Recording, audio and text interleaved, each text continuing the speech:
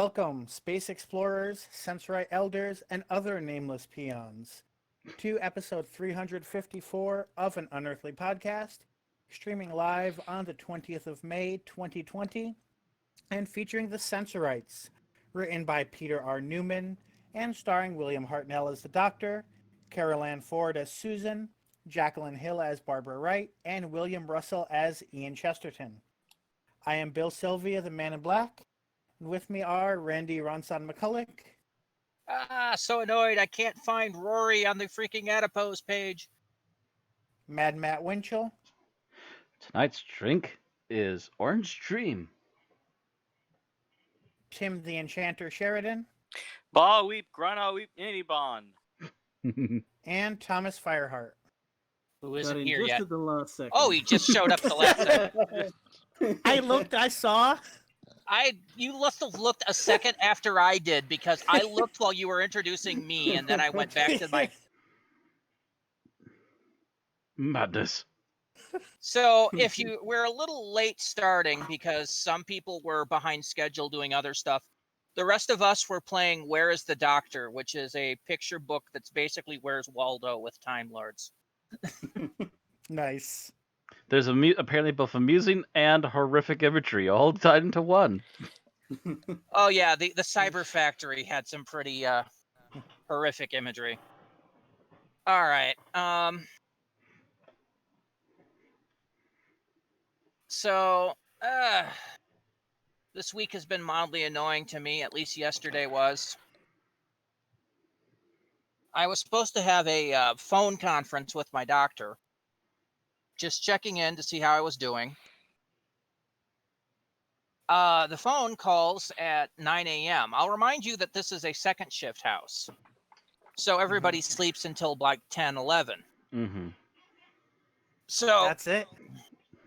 No noon, 1 o'clock? Well, no, because Erin occasionally streams by noon, so she can get done by 1:30, so she can leave by work. So in general, we wake up between 10 and 11. But at this point, the phone woke us up at 9 with my doctor saying, yeah, you know that 1:30 phone televisit you're supposed to have? Yeah, we'd like you to come in instead at 3:20. Okay. So that means I not only had to drive Erin to work, but then pick her up at night. And then, of course, drive to the clinic where everybody's just like, can you put on a mask, please? Can you put on a mask? No, I can't put on a mask. I wear masks. My blood oxygen level drops to dangerous levels. Just wear a sign that says, I cannot wear a mask due to my blood oxygen levels. I'm a little surprised they're not giving those out to people that need it. Oh, they handed... I have like 3 masks just from going to the clinic yesterday. No, I mean like signs saying what, like that you have something preventing you. Like I thought I was bad the first week I tried putting on masks. I was having like verging on panic attacks, but yours is, I would say, more extreme than that significantly. That's kind of what it feels like, is a panic attack. Your breath starts coming in short gasps, your heart rate starts firing up, and you get lightheaded. And that's because your blood oxygen level has just dropped below 90%.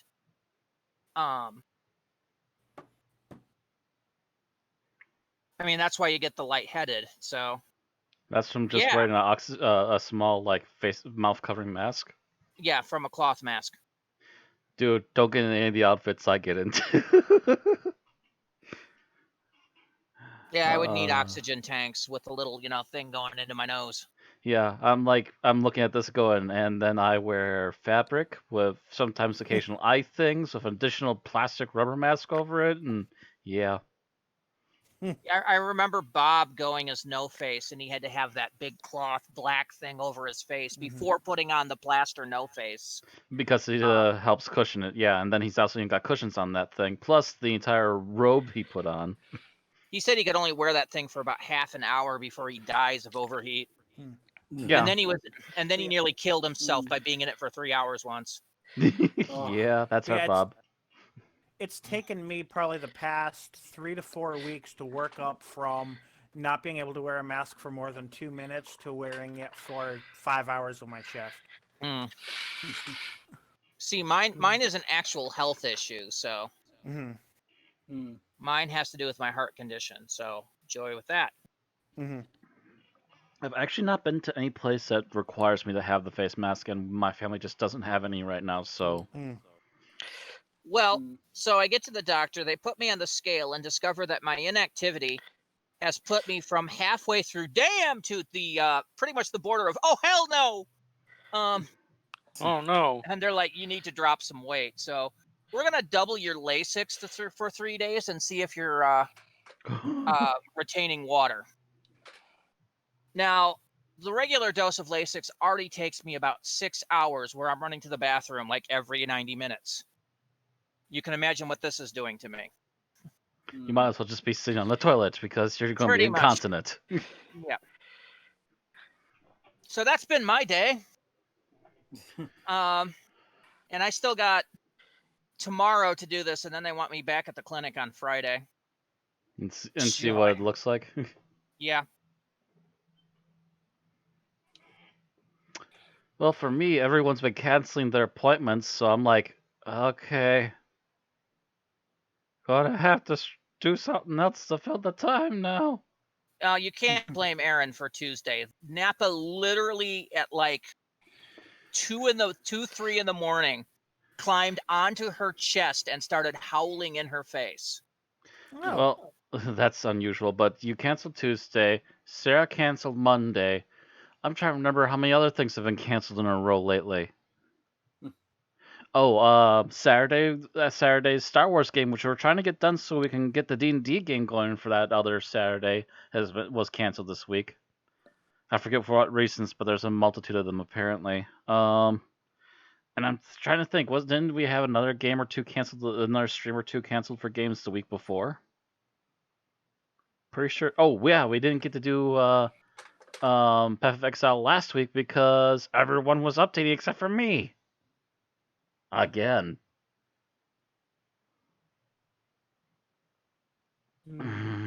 It's just like, wow, we can't really get anything scheduled. It's been so many blacked out schedules that I've actually had to go, no, I need to have an official game I need to fill in for because Conan Exiles just isn't that interesting right now. Even with some of the new stuff we're toying around with, it's just toying around with things. It's not that deep or interesting.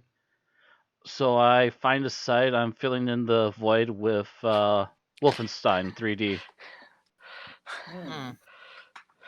I've skipped ahead of voting and just went Wolfenstein 3D. I'm gonna get the second game done so I can then have the third one up for vote.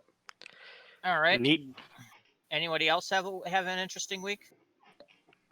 Well, like last week, I ended up working 2 extra days, and that was.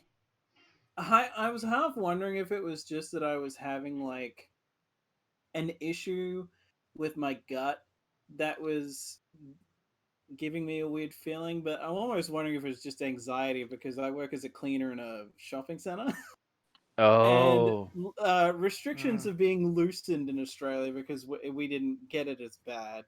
Yeah, some So, spots in America well, are starting to loosen they're too. They're being loosened in the U.S. and we're still in the midst Oh of yeah. it. It's certain places. Technically, we were loosened a long time ago. It's just certain states are now going, okay, we haven't had a spike up yet, so we're going to slowly ease you into things, and we'll see what happens. See, whereas I don't even trust my neighbors because I live in an apartment building full of students. Mm-hmm. And students think they're freaking immortal. Fuck.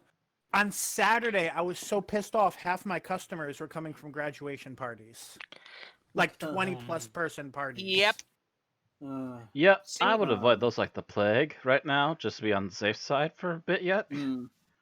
But yeah, because they're loosening things, kids are just thinking, we'll just have it, we'll do it. But to me, it's mainly been annoying, and I've really gotten to the point where I've just been casually saying to other cleaners, like, it'd be nice if either we, security, or the cops could just get cattle prods to just fucking get people moving.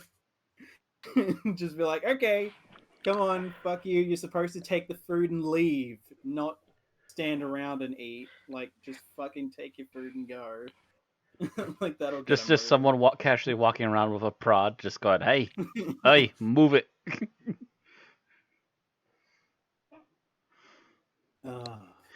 once every hour, you just hear a shocking sound and a howl of pain. They didn't move it.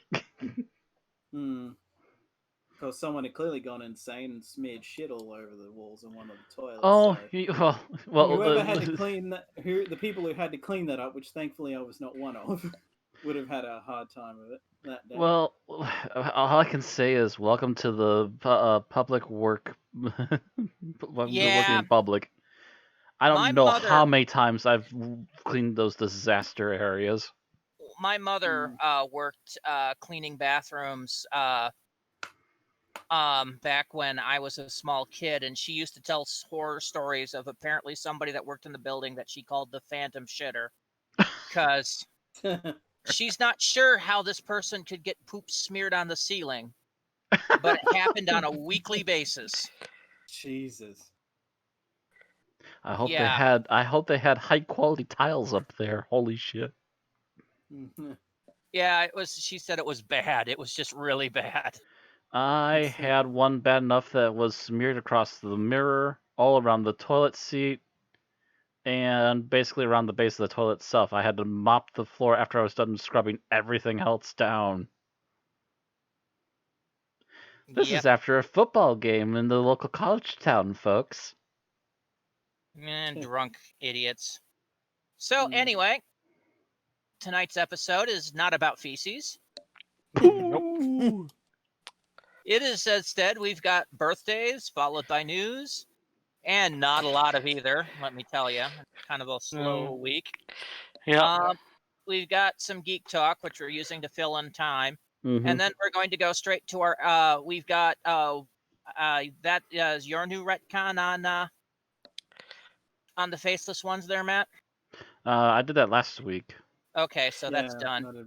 Yeah, no one else that said they were going to do it. Okay.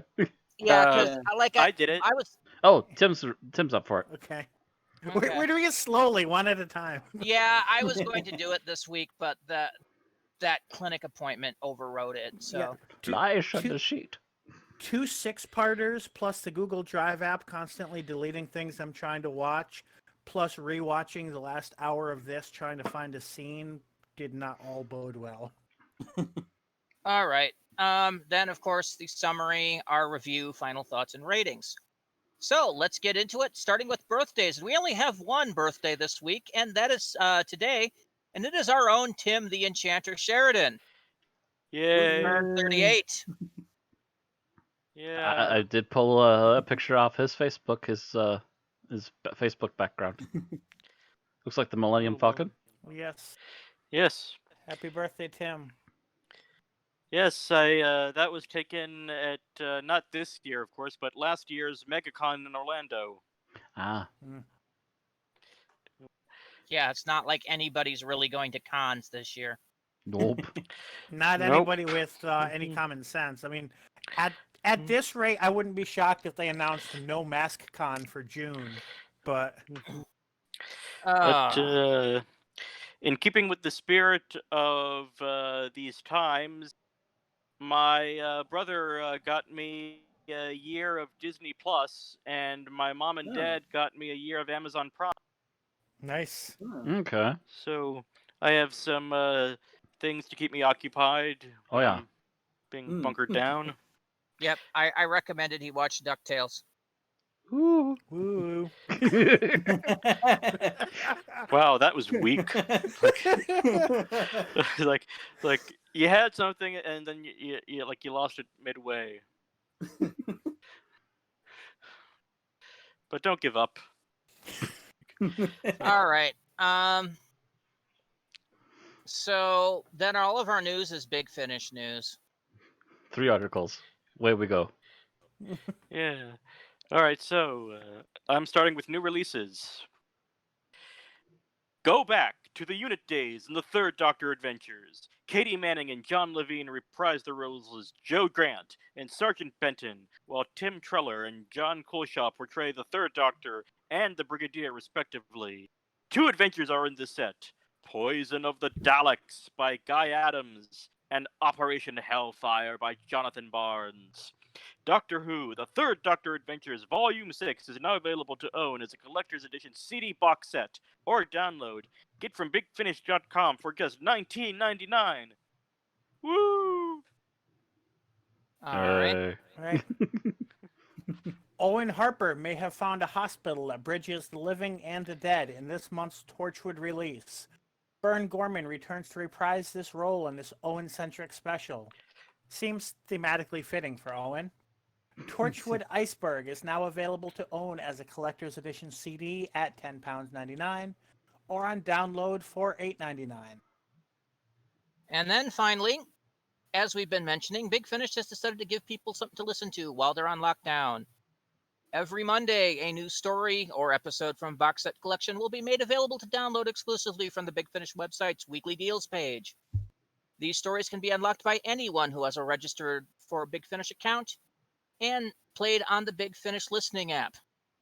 Each story will be available for 1 week only and comes accompanied by a special discount offer on related titles. This week's free title is Dark Eyes, The Great War, written by Nicholas Briggs and starring Paul McGann as the Eighth Doctor.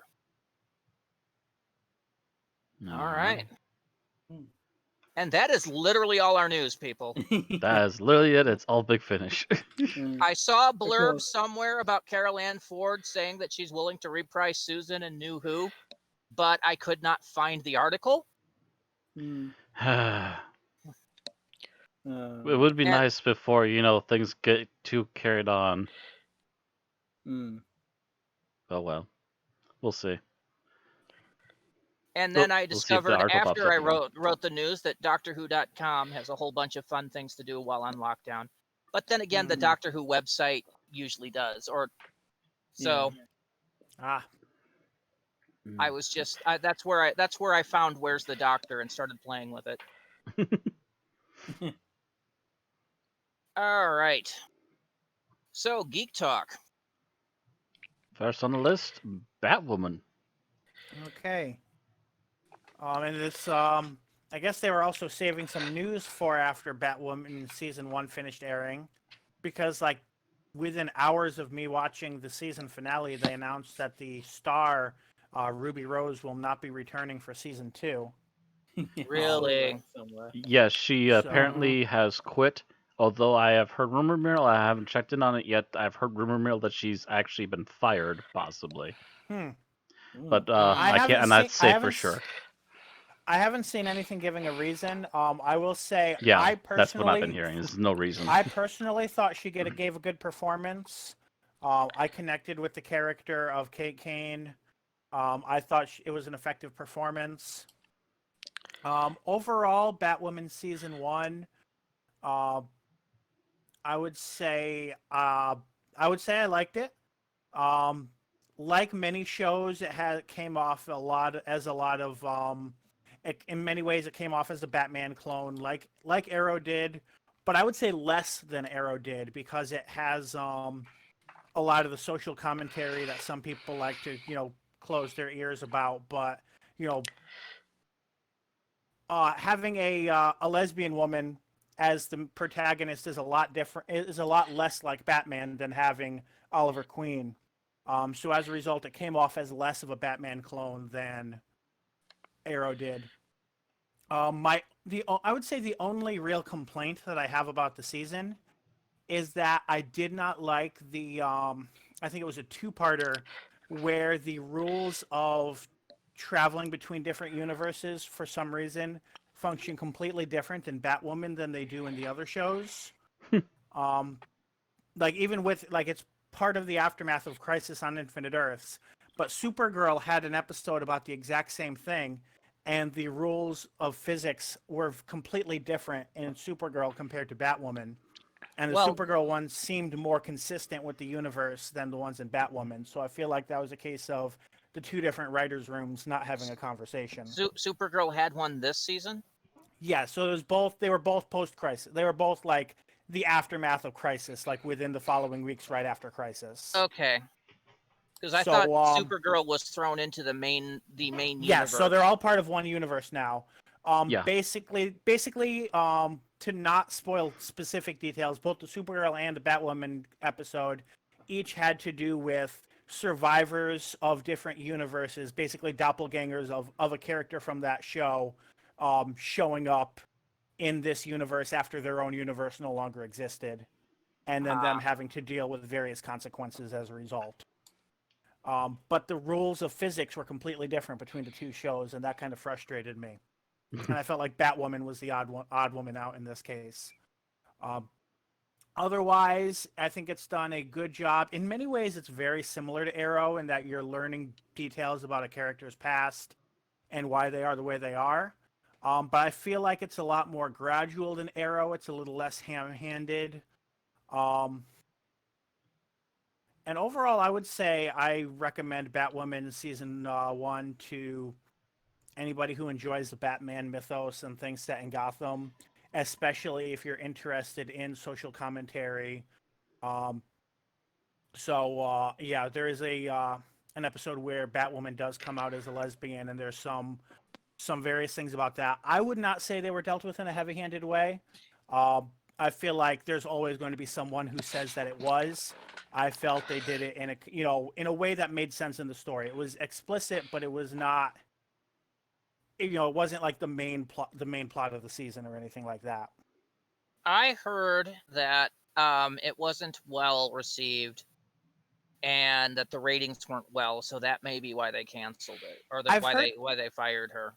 I've heard people saying both that the ratings were terrible and that the ratings were as good as every show except for The Flash. I have not actually seen where CW publishes their numbers. I heard that the first episode started off really good for ratings, and then it plummeted like a rock. Like they lost 2/3 at least of their people that originally watched it. Yeah, that I have not looked up any numbers on.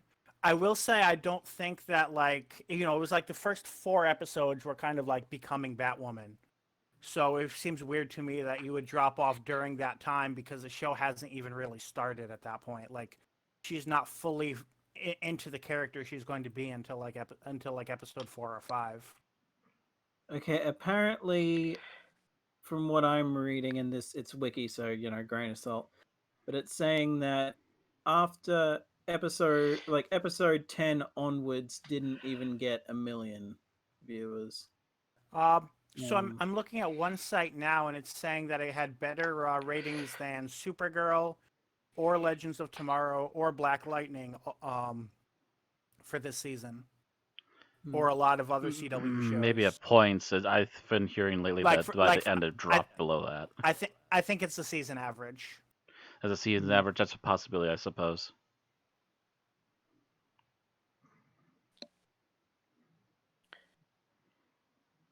I haven't looked because I haven't paid attention to the CW verse in about a year now. But yeah, according to TVSeriesFinale.com, for season ratings, Batwoman was number 4th on the CW for the 2019 to 2020 season. Yeah, out of 18 shows. Supergirl's ratings this year were also pretty less than 1 million. It started out with 1.2 and then dropped below 1 million. And except for the slowly sinking too. Except for Crisis on Infinite Earths, which jumped to 1.6, every other episode was less than 1 million. And by the end of the season, it was at like 0.65.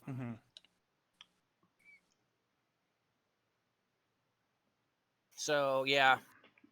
People may just be kind of done with superheroes. Or maybe they're just done with the CW take on them. I honestly think CW is a little oversaturated with superheroes at this point. Yeah.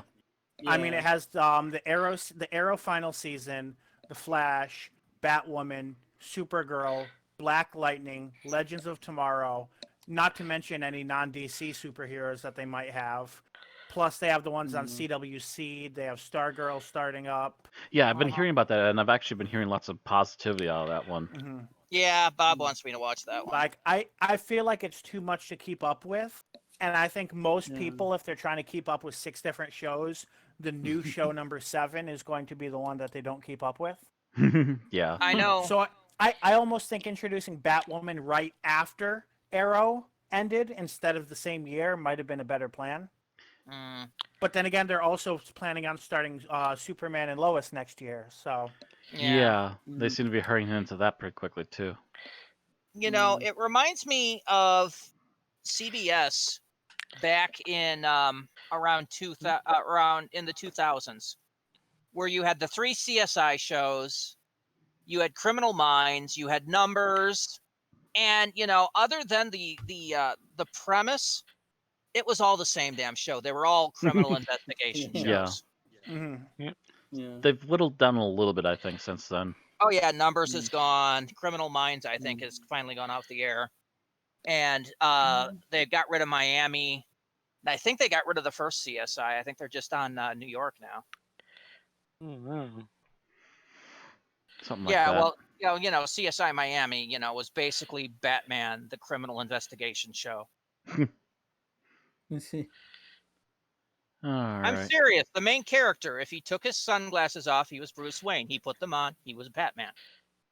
They even had him, I think, the 3rd season, standing on top of the police building, looking down on the city like he's fucking Batman. Yeah, I think I remember seeing footage like that. It's ridiculous.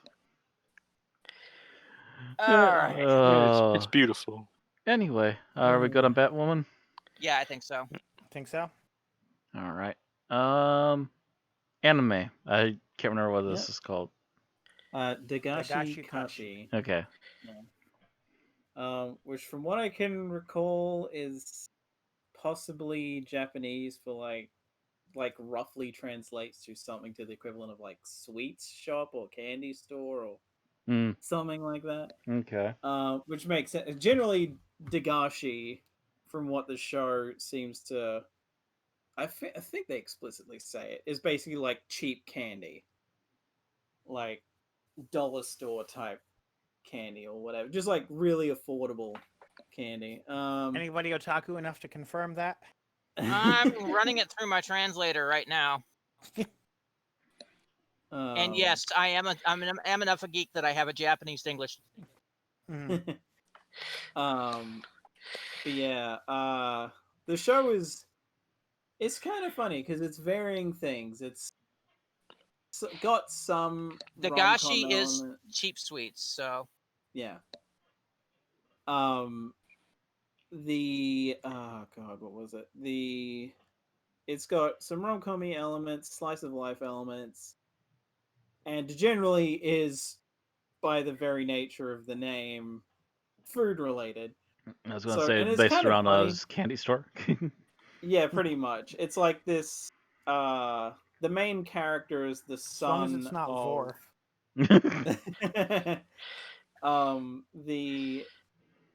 The main character is the son of this Dagashi store owner, and the whole like at least the base premise that you get set up in episode 1 is that the dad is approached by this random girl who's like the daughter of this fucking company owner somewhere else, who wants to bring him into their company, but he refuses unless his son will take over the family business.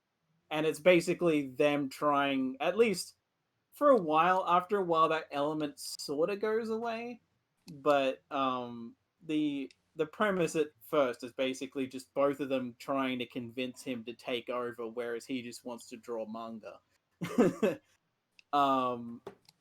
And honestly, this show is fucking hilarious. Like, there's a lot of, it's a more modern anime. Season 1 aired in 2016. Season 2 was 2018. So fairly recent. So no real surprise that there's, I mean, it's not a ton of fan service, but there's fan servicey moments in it. Oh, that's to be expected with anime, almost regardless.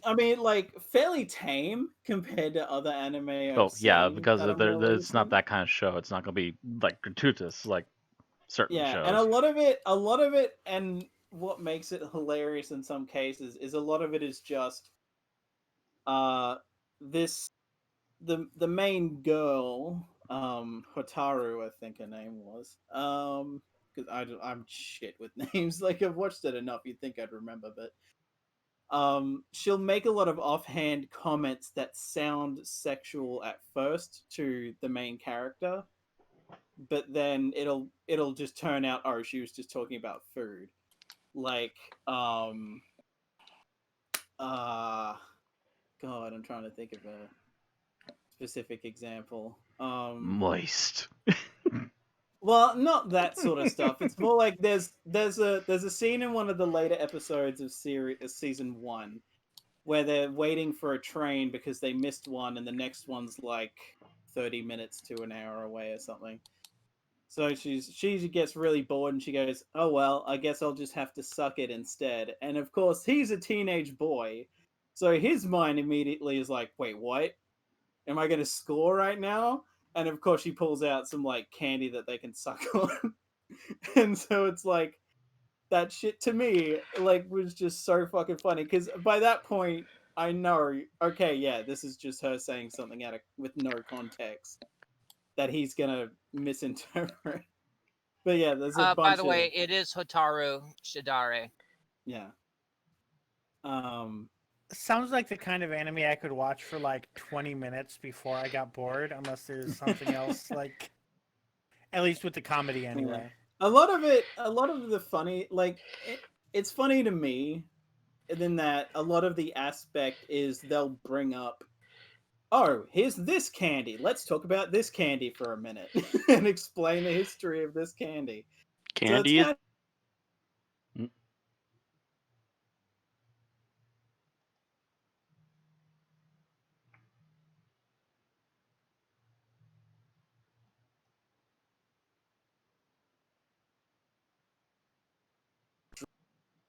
what like Japanese cheap drink was like based on a lemonade that some American had brought over or something like that, like just before the like Meiji Restoration period or whatever. And the scene for that is weird as well because I watched it dubbed and there's a bit of English in it, and I'm like, so is that because of like I mean, like, it plays out in a way where, okay, that was probably in the original like Japanese version anyway because it's part of the joke, because it's like it's lemonade but they call it like lemonade or something, so it's like, oh, okay, so the English at least kind of makes sense. Actually, Ramune is the name of a soda brand in Japan.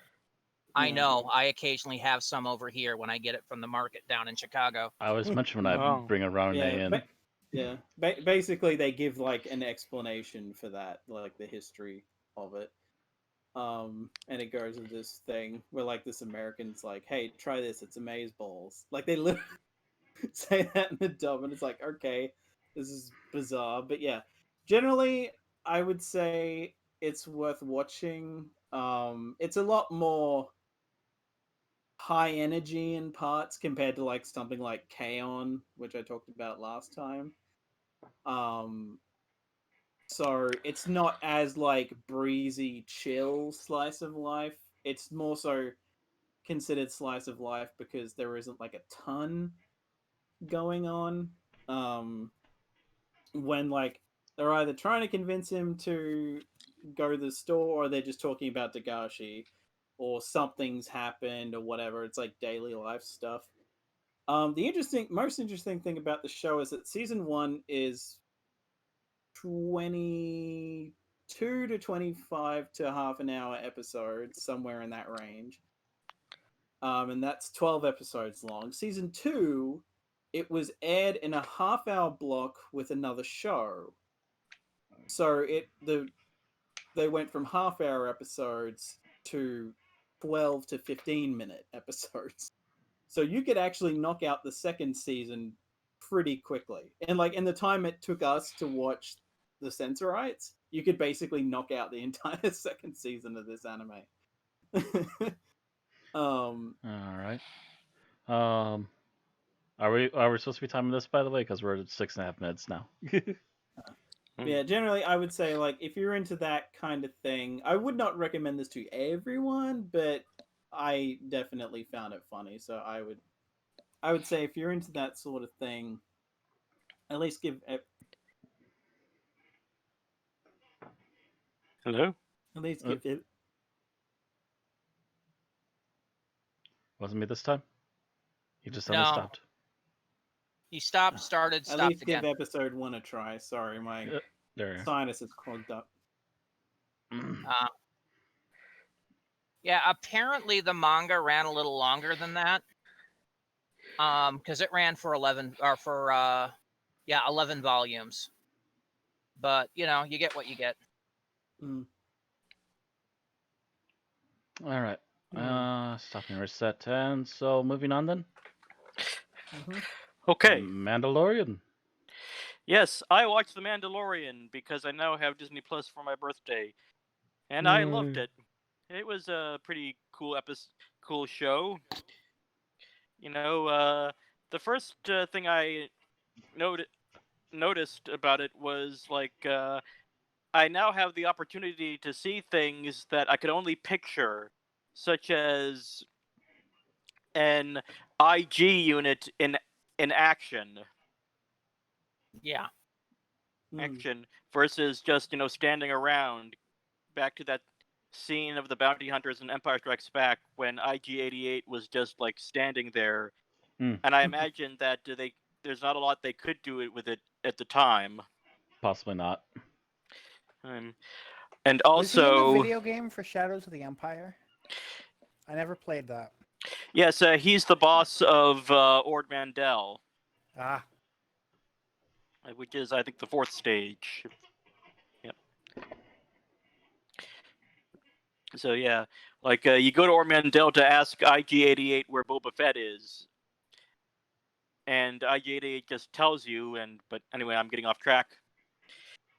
Another cool thing is they made a character out of an Ugnaught. Yep.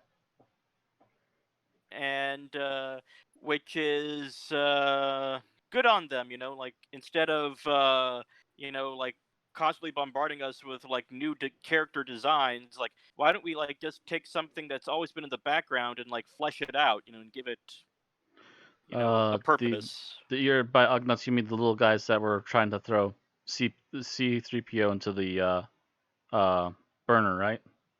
Yeah. yep. Mm-hmm. Yeah, like the maintenance workers on Cloud City. Cloud City. Yep. Seeing as how they're basically the dwarves of the Star Wars universe, I have to ask, do they have any particular type of accent?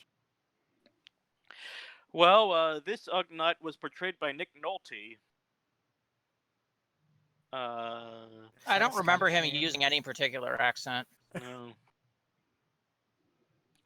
No. But they do have a unique saying. They like to say, "I have spoken," like when they say something profound or like some. When they're trying to when you're trying to argue it, that's their argument closer.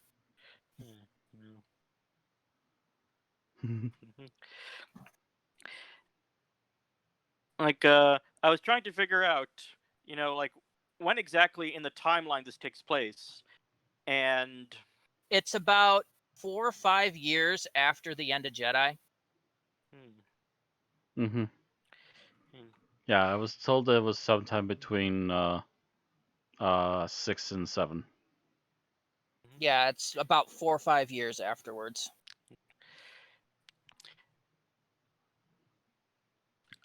This show had some really good action pieces. This is especially the episode on the farming planet where they fight the ATST. Oh yeah, that's a great scene. That's a great bit. Yep. And Giancarlo Esposito was a great villain, I think, in the end, like in the final seasons, like had sort of like this cold calculatingness to himself. but there was also some meta humor in the fact, like with the scenes with the stormtroopers shooting at this tin can, like that's 10 feet away from them, and they both miss. Yep. They keep missing. I'm pretty sure that entire scene was written by Taika Waititi. Most likely. Yep. I think. No, I'm not sure if he wrote it. I think he directed that episode though. I know he directed it, but I think he wrote it in there too, because it felt It like might have been him. something he threw in, and they went, sure. Because it felt like his style. Mm-hmm. Yeah, but I was utterly flabbergasted, like when the Mandalorian took off his helmet to reveal that he was some guy. like dun dun dun. Well, it was better than some of the ideas that Bill Burr was coming up with in the middle of the episode. I hear he was teasing them that he might be a Gungan. Yeah. Like, and I have to admit, it took me a while to get used to. Like everyone calling him Mando, and I'm thinking, wait, is he seriously named Mando? Mando the Mandalorian? It's just basically people calling him Mandalorian for short. He's the only Mandalorian in the room. Yeah, that's what I. Just like Star Wars. When you think about it, it has some really weird naming conventions, like Chewbacca the Wookiee. Like, Short is there any other Chewbacca? Like, is there a Chewbacca the Rhodian? Is there a Chewbacca the Ewok? Is there a? We don't know. That's something to look into. Well, in this case, he doesn't really give his name to anybody, so all they know about him is he's a Mandalorian. So that's become his nickname. But I did like how.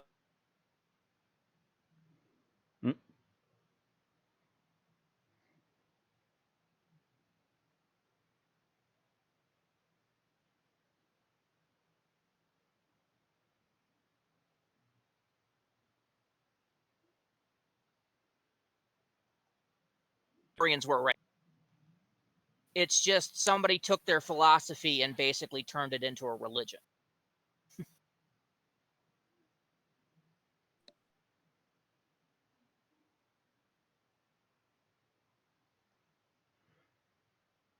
Because they were dicks like that. Yeah. So, in conclusion, Tim.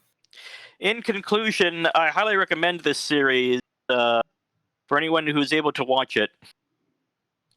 You'll get some cool new characters, good action pieces, and enough moments of humor to keep it from getting too dark. And a meme baby.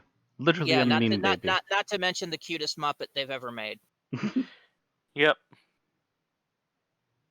Which will eat an entire frog right in front of you. Yes. Apparently he's hungry.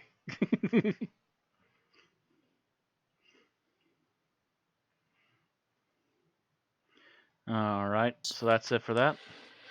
Yep. All right, I've been holding on to a slew of things, and since we're having a slow day, I can power through them pretty quickly. We're going to start off with a game that I recently just wrapped up. Most of it was played in multiplayer. This is called Blood and Bacon. The very basic idea of the story is that a entire farm full of pigs is turned into zombie pigs, and it's your job to eliminate them as the new farm hand, and by getting rid of them, you also grind them up and get weapons and ammo and stuff.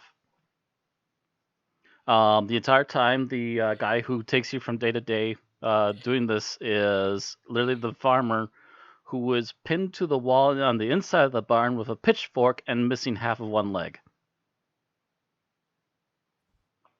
He seems to be perfectly fine with this fact, except for when you might occasionally either flash a flashlight in his face, or if you just so happen to accidentally shoot in his direction and it's close enough to hit him, he'll suddenly react as well.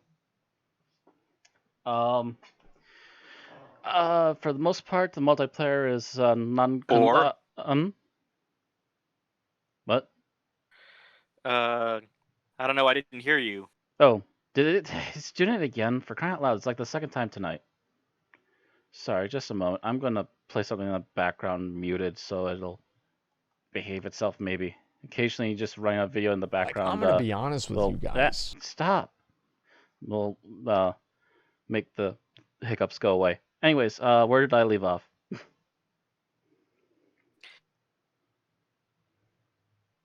Oh, for crying out loud. Oh, okay. What was that? I think it said something about background noise. No, that was okay. I'm just going to start over from the beginning because I don't even know where I left off anymore. So, I'm Blood sorry. Bacon, very simply, you are the new farmhand who has to deal with a zombie pig invasion, and the farmer who owns the place is literally pinned to a wall with a pitchfork and is missing half a leg. He seems to be perfectly fine with this, except for the fact that occasionally, if you accidentally shoot too close to him, he will react to the fact that he's being shot at. I don't know. I would think the pitchfork would get more reaction out of him, but that's just the way it is. It's a very weird indie game. There's not really much plot to it. The multiplayer doesn't really feed too much into it, except for that you can play up to, like, I think it's somewhere like 6 or 8 players. And there's some more unlockables in the constant wave run. Otherwise, you can play up to 4 players on the air quotes story mode, which will run for 101 days. So you clear out all the pigs in one day, you go back into the barn, and you go to the next day. Awesome. On day 100, you fight 3 roaming bosses and 1 stationary boss called Princess. It's like the 3rd or 4th form of Princess at that point. It's revolting, to put it nicely, so it's not for everyone because of stuff like that. If you're into weird, like, over-the-top trauma things, maybe it'll be fun for you. I just never seen it for the first time and then getting a pretty good reaction shot out of myself for it.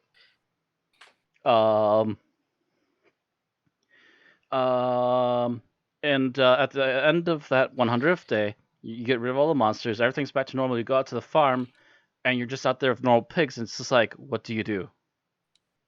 Well, the grinder's still right over there, let's just treat it like a normal day and get rid of all the pigs. Go back in the barn, and the farmer just yells at you that you just started everything all over again, and then you start over again on day 1. Wow.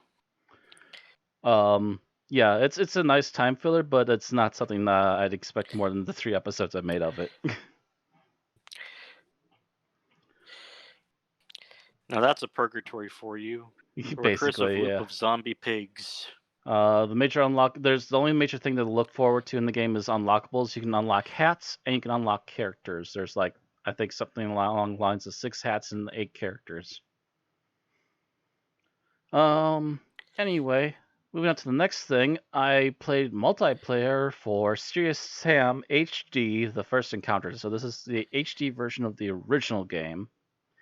I will say we ran into a few little minor issues. There are apparently some bugs in it that cause it to crash at certain load points. So we did lose people once or twice in the 2 days that we played it. Otherwise, it plays through the entirety of the single-player levels, and they throw enough enemies at you that you keep you busy, but it doesn't overwhelm you as you would like a single-player game would. And my word, do things get huge by the end. Most of this is taking place in Egypt, and by the final mission, you got a monster that's literally just knocking things over.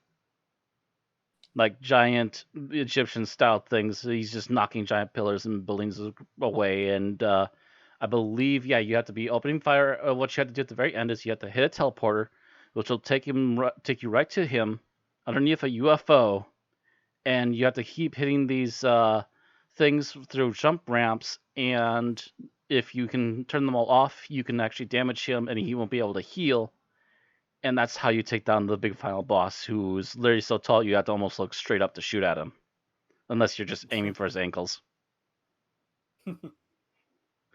It gets ridiculously large. There's a lot of nice big environments. It's actually still pretty nice looking despite its age.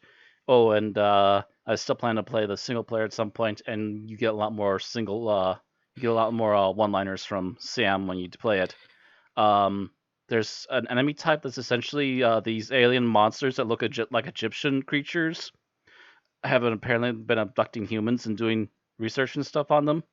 At one point, there's literally headless suicide bombers that'll run at you making screaming sounds and then blow up. After defeating the first wave of them, Sam literally comments back, "Ah, you too."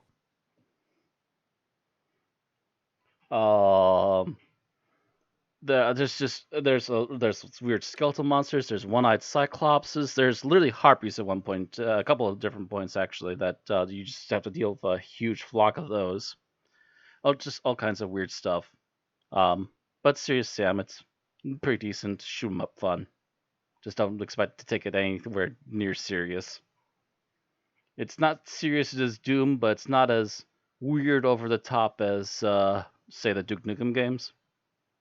But it's a fun romp, and I'm still thinking about doing a single player run through of it one day. Moving on from that, the last thing I have on my list, I believe, Book of Eos is the single player game I finished recently. This is for by my Patreon people. Essentially, the guy who made it, Test Zero, or TZ for short, TZ was essentially inspired by Final Fantasy IV and decided to make a JRPG style game that was based around monsters instead of humans. Your main character is an imp. His best friend is an orc. His essentially work partner, if you will, is a aqualing. They are like a fish person, and a wizard they meet shortly into their adventure dies, but his soul is put into a suit of armor he was trying to make into a golem. So they're all varying types of monsters, and they go on an adventure to find this supposed promised land of Eos, which was inscribed that they managed to translate out of this strange enchanted book that the imp managed to find. And that's a very basic, quick plot synopsis. As you go through things, you find a quick travel system that's actually built into the game through whirlpools. And the game does throw you a curveball near the last arc in order to make you revisit previous areas and double check on things. And come back, and then you have, depending upon your choices, and depending on how things go, you have 1 of 3 different endings that'll happen to you at the very end. So you can actually save before you make your choice and play through all multiple endings right there at the end of the game. Neato. Yep. It was a pretty fun romp. There's a few hard spots. There's like only, I think, there's like maybe 1, maybe 2 bosses where I'm like, wow, this is suddenly really extremely hard, but I managed to work through them. And then there was 1 puzzle where it was apparently so bad even TZ, who made this, had to go, you know what, I'm going to make the easy out of this option. And essentially he built an NPC in a town who would give you an item which you can use to find essentially a footprint trail that you're supposed to follow around in order to get this puzzle solved and find this hidden location. That was like the one time he admitted that, yeah, he got a little too headspacey and he had to do an alternative for it. But otherwise, how long did that take me? Double checking how many episodes it was. The last episode was the only one that was 2 hours, so 13 hours to play through it.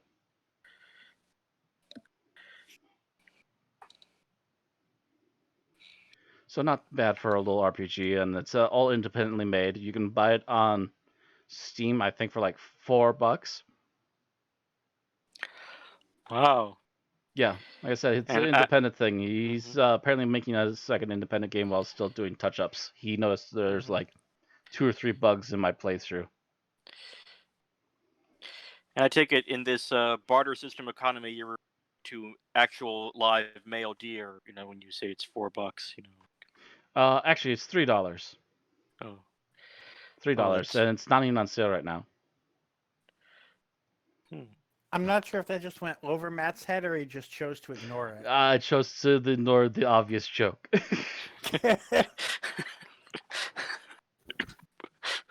I know what you're doing there. Okay. I was continuing on. I was double checking the price because I want to make sure I was correct on the price. It is $3. All right, you done? Facts, not jokes. Yeah, that's about it. All right. So from there, I guess we're moving on to our retcon of the Faceless Ones, and apparently it's Tim's turn. Our Yes. weekly Faceless Ones review. Yes. So I watched the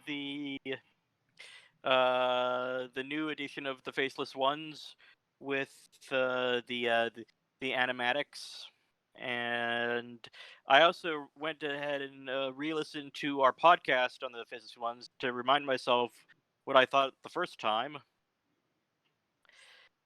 And overall, my opinions really haven't changed. You know, like I still what I loved overall is the same, and like I still have the same favorite scenes. The only thing that I noticed was different with the animatics is that, ironically enough, I didn't get a lot of the facial expressions that I got in the Telesnaps episode, which I actually think took away from the experience. It's like the animators weren't all that concerned with like animating the people's faces so much. So they looked pretty generic in that aspect. Generic and like sort of uncanny valley. I didn't notice so much a lack of expressions, but I did notice that they were kind of stiff moving a little bit.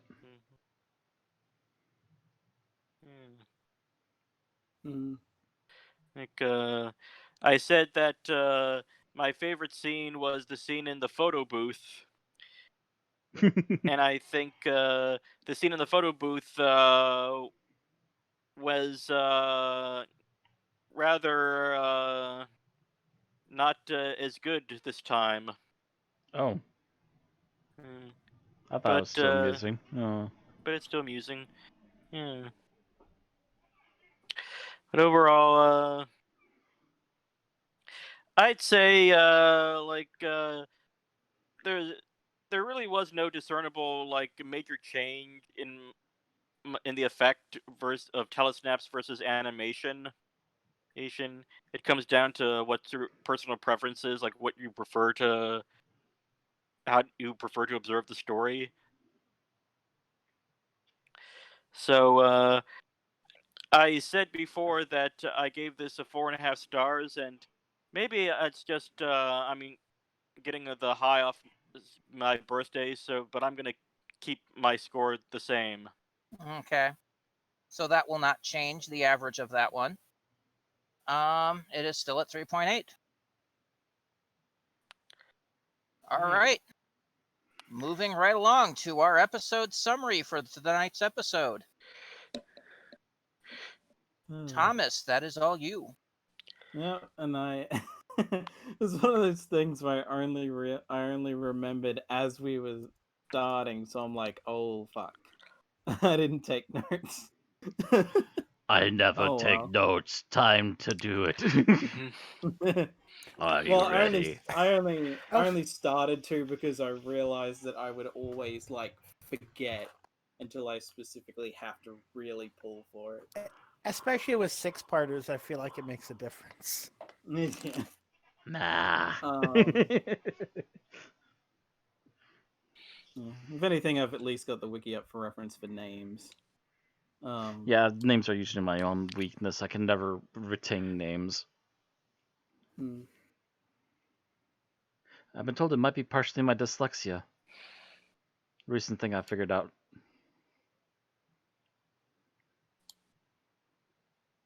So yeah, whenever you. I asked you when you were if you were ready. Oh yeah. So, yeah. All right. Well, Yeah. So 3, 2, 1, go. Okay, we start with the TARDIS crew trying to figure out what's wrong because there seems to indicate that the TARDIS is still moving despite the fact that they seem to have landed, and they realize that they're on a spaceship.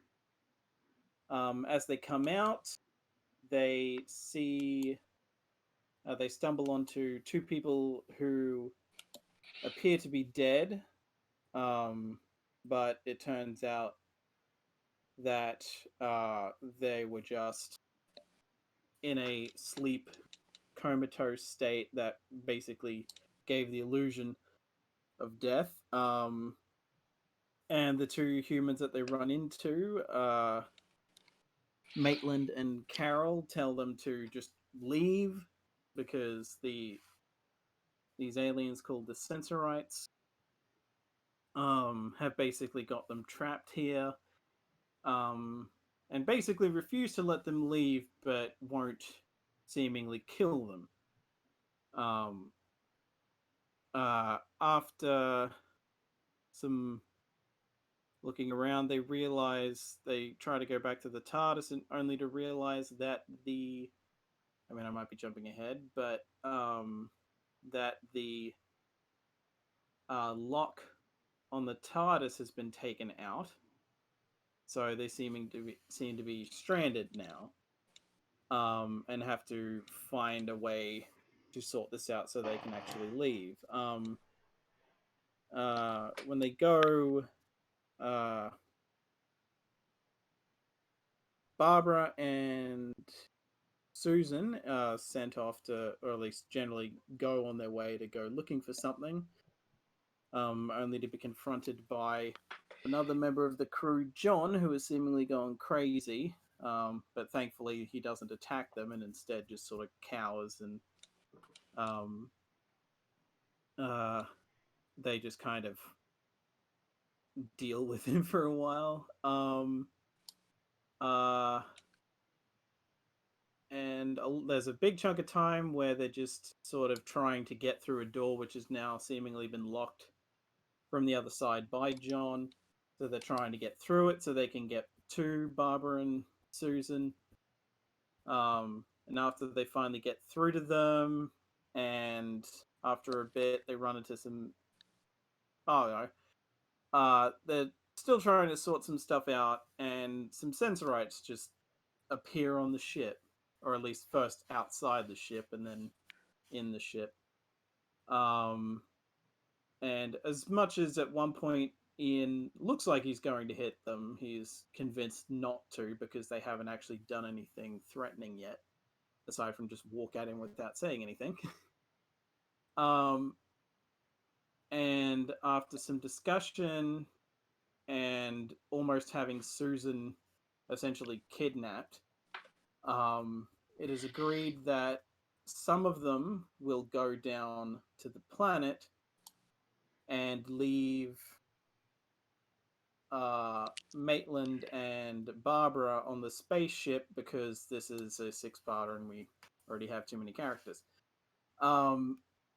They, once they're down there, it basically turns into the Doctor trying to help them out with something so they can basically gain their freedom. Because they realize it is brought to their attention that the population of the Sensorites has been slowly dwindling over the years. And after Ian randomly gets sick after drinking some water, the Doctor realizes that there must be something wrong with the water supply. So the Doctor tries to come up with an antidote to try and cure Ian, and by virtue of that, also cure everyone else that's being affected, the Sensorites. Meanwhile, the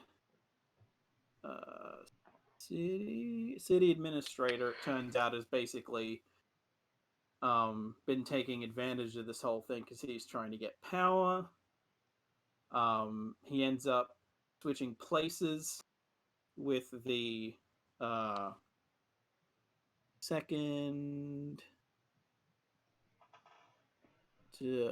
God, I can't remember what he's The second in called. command. Second Elder, that's it. Second elder. The second Elder. So he can freely move about. And basically he tries this whole time to stall the Doctor's acts because he's under the impression that because the Doctor appears human and is with humans that they mean them harm, and he's basically trying to use that to gain power. The Doctor manages to realize that it is in fact that the water has been being intentionally poisoned, and that is why only one district of this city seems to be affected by it. And he goes down into the essentially sewers, for lack of a better term, to figure out what's going on, only to get attacked and rescued, and then later go down there again, and this time you find out that it's just there are a couple of humans who were survivors of a crash that happened, that have basically just gone mad and have been the ones poisoning the water supply, while the city administrator has since killed, the other second leader was killed, and he's just full on. Now he tries to pin it on the Doctor, which doesn't work, and then eventually that whole unravels, and they realize that the city administrator, then second elder, has been trying to plot all of this stuff as well. Everything ends up being resolved.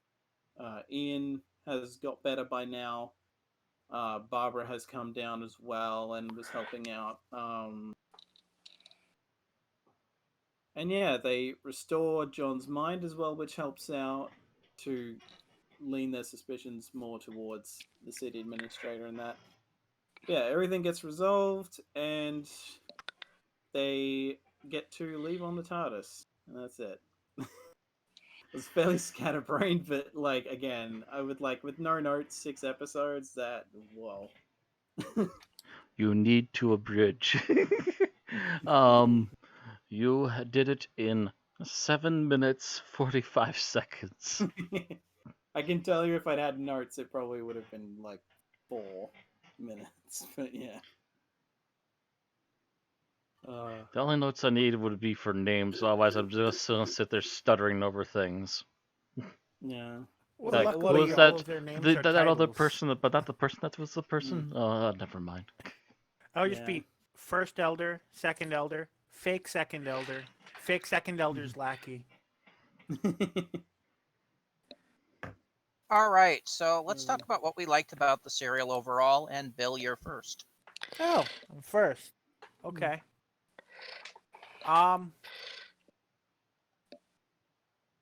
So I've always liked how this episode is one where the TARDIS crew kind of could just do enough to escape and move on, and I feel like in the past, and earlier in that season, that's much of what the Doctor would have wanted to do. But instead, they go that extra mile to find the source of the poison and try to stop it. It really shows evolution on the path toward becoming Doctor Who as the show would be known to be. Mm-hmm.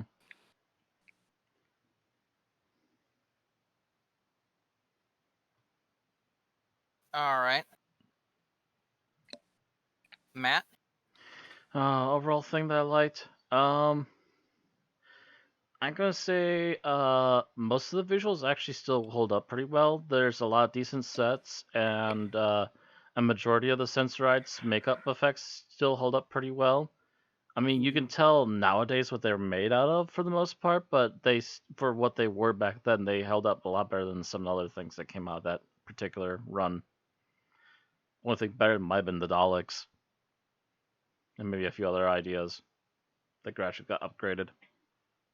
I'm going to disagree with you on that, but I will talk about that later. Oh, I have some asides too, so don't you worry about that. All right. Thomas. I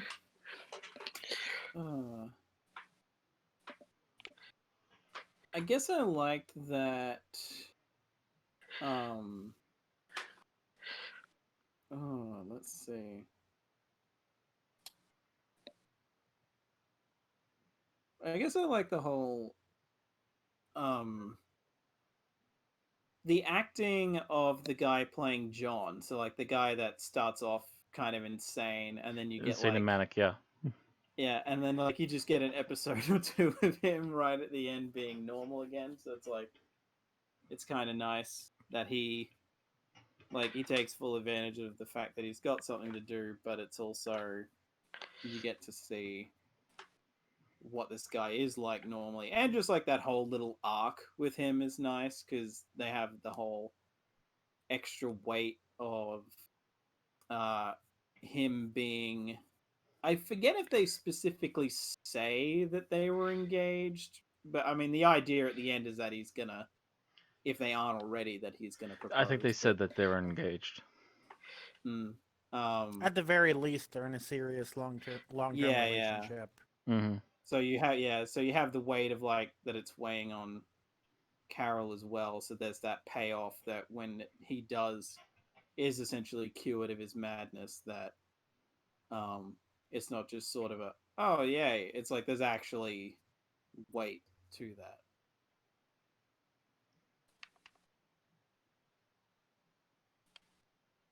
All right.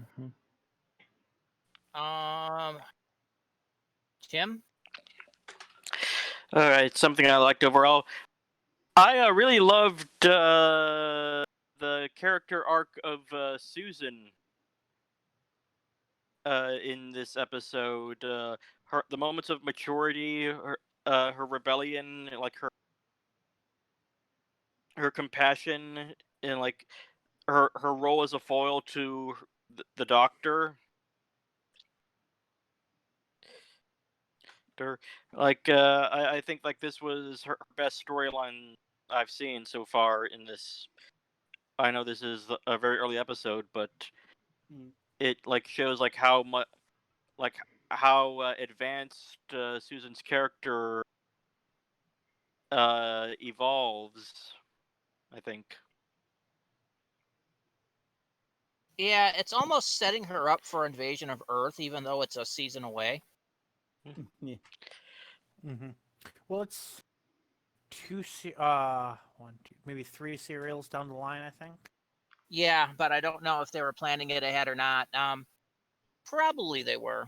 They would have had to have commissioned the script by now, I think. They didn't take a season gap or anything. Yeah, that's true. I mean, it's kind of funny because there's kind of a foreshadowing aspect of like that bit near the start where like, yes, we've had some fun adventures, haven't we? Which almost seems like an end statement, kind of. Yeah. Like someone's gonna leave. I checked in, like, this is only the 7th story. Like, yeah. Like, yeah, it's it's like a cart before the horse type. Yeah. Well, to be honest, these shows were they were padded out much longer than normal single story episodes these days. So yeah, nobody can go back and rewatch the old stories.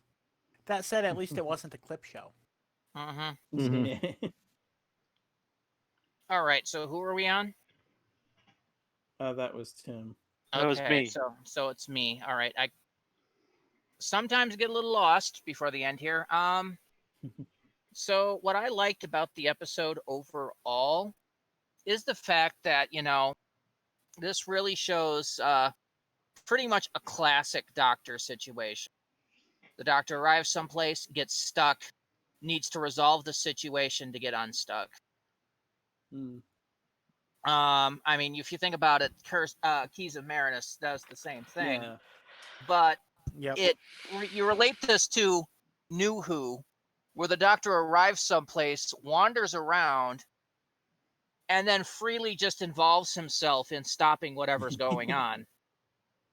Yeah. I do like the fact that in these early days, they kept it to the fact that the Doctor basically needs to do this to get re-access to his ship. Mm. And that, like, I mean, Keys of Marinus was fairly recent, so the fact that they were able to do two things with Three. a similar, yeah, Three, because With- the Aztecs, he got stuck in the Oh, yeah, TARDIS yeah. got stuck in the temple. Mm-hmm. yeah. So it's 3 stories in a row with a similar setup, but the actual execution is different each time. Yep. So it feels fresh. All right. So what about what we disliked about it, Bill? Should have known I would be first, considering I was first last time. Yep. So you should have been sitting there Surprise. thinking about what you're doing. Yeah. So what I disliked about it was that, other than that one evil Sensorite who was like stumpier than the others, unless they were wearing a sash of office, I really couldn't tell them apart. Especially when they reference, they're like, "Oh, can't you tell by my colors?" I'm like, "You're gray. You're wearing a gray shirt." No, I can't tell by your color. Like, it felt like they were rubbing salt in the wound there. And it's like most of it was I guess it's kind of a nitpick, because if they mattered, they were wearing a sash of office, but sometimes, like when the lackey was involved, there might have been like 5 lackeys for all I know. I wouldn't have been able to tell them apart. I don't really So- remember the one lackey, and he looked almost similar to his boss. I remember he was like, "You need to sabotage this gun." And then another scene later, he was like, "You need to sabotage this map." And I'm like, "Is this the same guy? Like, is he just doing all of your work for you, or do you have like an army of guys? Like, I don't know." As far as I'm aware, that head of the Warriors is just his go-to grunt. Here, mess with this. I think there was a scientist, but I can't tell them apart. Like, I don't mean to be racist, but Well, it's not Like the thing- racist, but yeah, outside of like facial Yeah. hair and then the occasional suit markings, there's really no way to tell them apart. Oh, well, Yeah, like- maybe if you listen very, very Mhm. closely, maybe a few of the voices you can tell apart. and even then, like, they're meant to be all like softly speaking, except for the bad guy who's just like loud and short and like obviously evil. Well, he is not so much loud; he's very gruff voiced, and that's why I can always tell them apart. It's just like no one else can tell this But guy it's like apart. He stands any out in a other sense- crowd. Like any other Sensorite should like be flinching away whenever he speaks, just because of his tone of voice. Well, Yeah. yeah, because he's also almost always angry. Yeah, it was like, I think like in the scene where it shows like the lackey, the second elder, and the city administrator, they all basically have the same body type, Mm-hmm. and they're like the only 3 fat guys in the whole thing, seemingly. So it's like he lucked out that the second elder that he was like doubling as for like a few scenes was also kind of fat, because otherwise that wouldn't have worked. The Fatterites. We're not fat. We're just big boned. You know who the Sensorites kind of reminded me of? Mm. The Tellarites from Star Trek. They were a little taller, but they had that same gravelly voice and the same kind of eyes. Tellarites, are they the blue ones? No, those were Andorians. Ah, The Tellarites were the ones that looked vaguely like pigs and were very aggressive. aha. But I'm just talking the appearance-wise and the voice. Does every sci-fi show need something that looks like a pig? Yes. Oh. Oh, Law. yeah, there it is. Yeah. Wow, that's a giant pig snoot. Star Wars has the Gamorreans. Star Trek has the Tellarites. Doctor Who has whatever RTD feels like that week. Well, Star Wars has Gamorreans and Ugnaughts. It's like, Yeah, the Ugnaughts would be closer to the Tellarites than the Gamorreans. Hmm. Since the Tellarites were also supposed to be very technically oriented. But anyway, that's neither here nor there. Who are we on, Matt? I think so, maybe? Yeah. It was just Bill, so yeah, I think it's to me next. Yeah. Thing I didn't like overall. That list I just gave for the things I really liked, and there was some really good sets and some really good makeup. There were times when it got too close to the camera, or someone was getting too fidgety, and they suddenly fell apart. And when they fell apart bad. There's a lot going on, so you might occasionally miss some of the big fails, but there's some other stuff that literally just walks right up into the forefront of the screen, hogs half of it, and then just makes you go, oh dear, I see all the flaws. Please, honey, no, take like 10 steps back. No, oh dear. I feel like one of the door into that oh god, incinerator or whatever room. Incinerator ray room or whatever the fuck. Oh, the disintegrated room.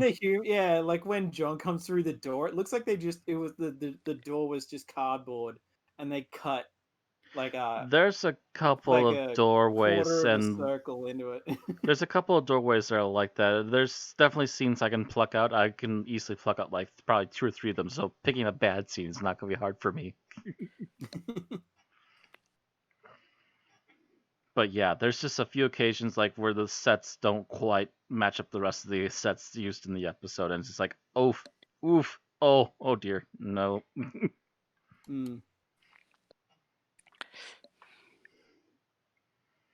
So yeah, most of it was really good, but there's some times where you suddenly get that moment where you can focus on it a little bit more, and you're just suddenly seeing a huge flaw. Just every once in a while. Anyway, that's about it for me. There's just moments where it's just like, oh, and there's a lot of little moments. Okay, Thomas. Honestly, I'm just gonna go with I forget if it's solely in the final episode or it's in the last 2, but the random twist that some of the survivors from the crash are here, and it's them that's been poisoning the water this whole time. I think it was the last episode or so they officially made that twist. Yeah, they appeared in the last episode. Yeah, so it's literally at the last minute they bring up, oh no, if you thought that this was gonna be that the city administrator was behind this whole thing, which would honestly have made more sense. Nope. It's these random humans who are being assholes. Oh, because they've gone insane or whatever. And it's just well, my question on that, how were they supplying themselves for 5 years?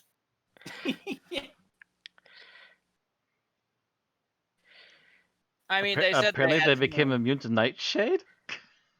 I think the idea might be that they maybe for a while they had rations that they were just barely touching or something. I don't know.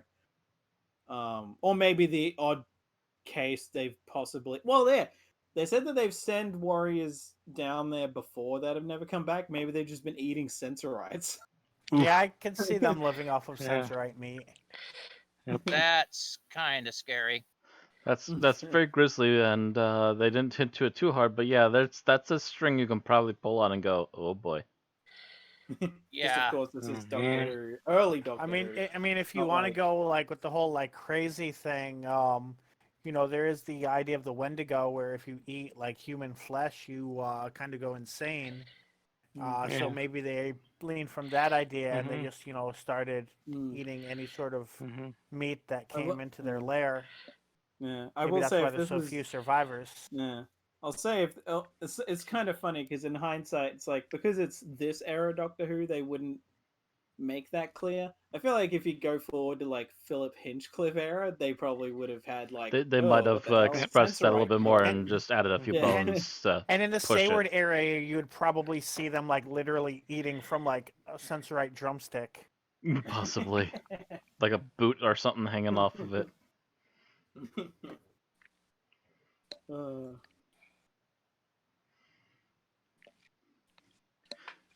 Have you ever mentioned that Doctor Who's really weird some years?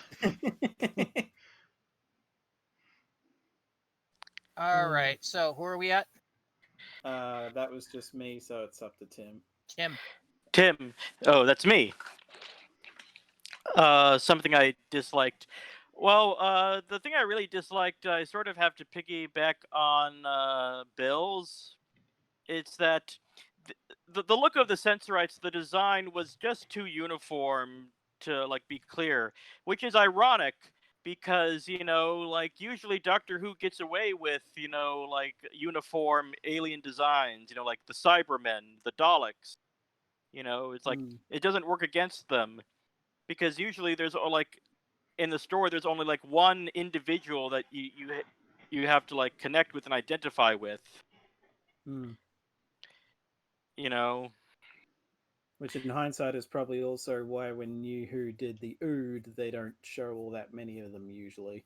Usually there's a crowd and maybe one leader. Yeah.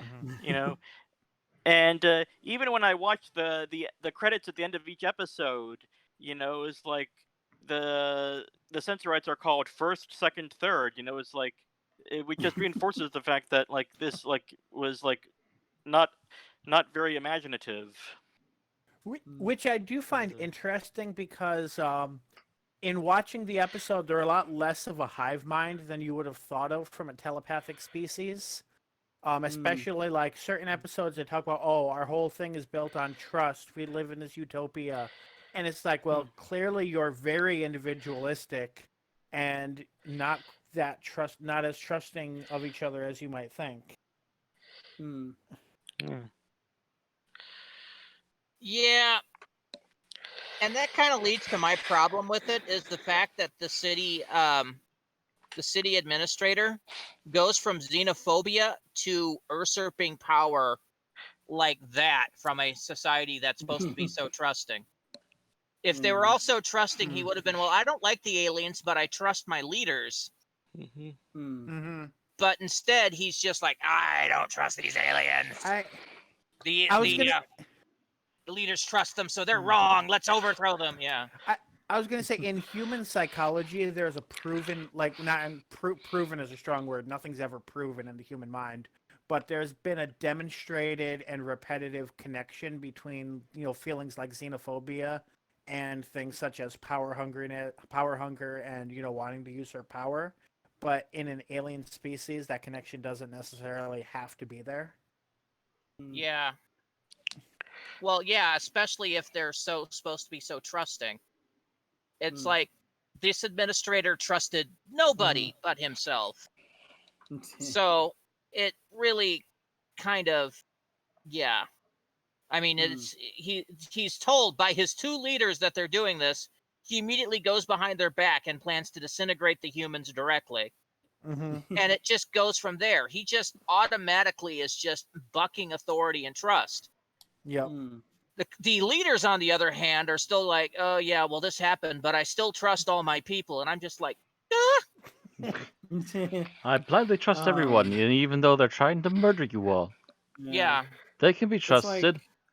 The bunch of kill crazies.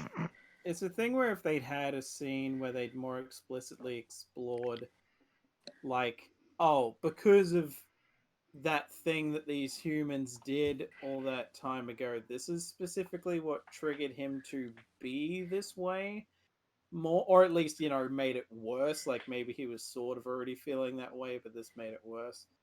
Like that would maybe work. Whereas like I feel like if in a novelization of this, there would probably be a prologue that explores that. I think I remember the novelization of this, and no, there wasn't. Anyway, let's move on to favorite scene. And Bill? My favorite scene, so it may be a little unorthodox to choose a scene like this, especially looking at it from years later, but I'm the kind of fan that I think even if I were watching this for the first time in 1964, I still would have loved it because it's the first kind of hint we get at what sort of life the Doctor and Susan live. and that's the skies are burnt orange and the trees shine with God silver. damn you, Bill. I had a feeling someone was going to take that scene. And of Yeah. course, years later, they would actually implement that into flashbacks of Gallifrey. Mhm. But This like, was even at talking that about time, that Gallifrey was before there was Gallifrey. But yeah, before there was a word Gallifrey, before there was a word Time Lord, I think even the Doctor referred to himself as a human being within this episode. Meanwhile, Susan's like, "Yeah, we're not from Earth. We're from this other planet that I haven't seen in ages." Yeah. And it's funny because that's actually the only clip I had seen of this serial before I watched it for this podcast was that little moment with Susan.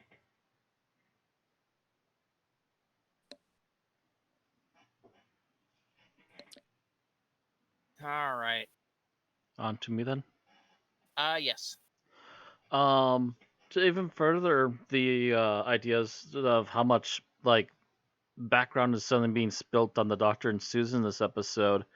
Something that they would also apparently take ideas from is the Doctor talking to Susan about maybe getting her some schooling when they get back home. Yeah.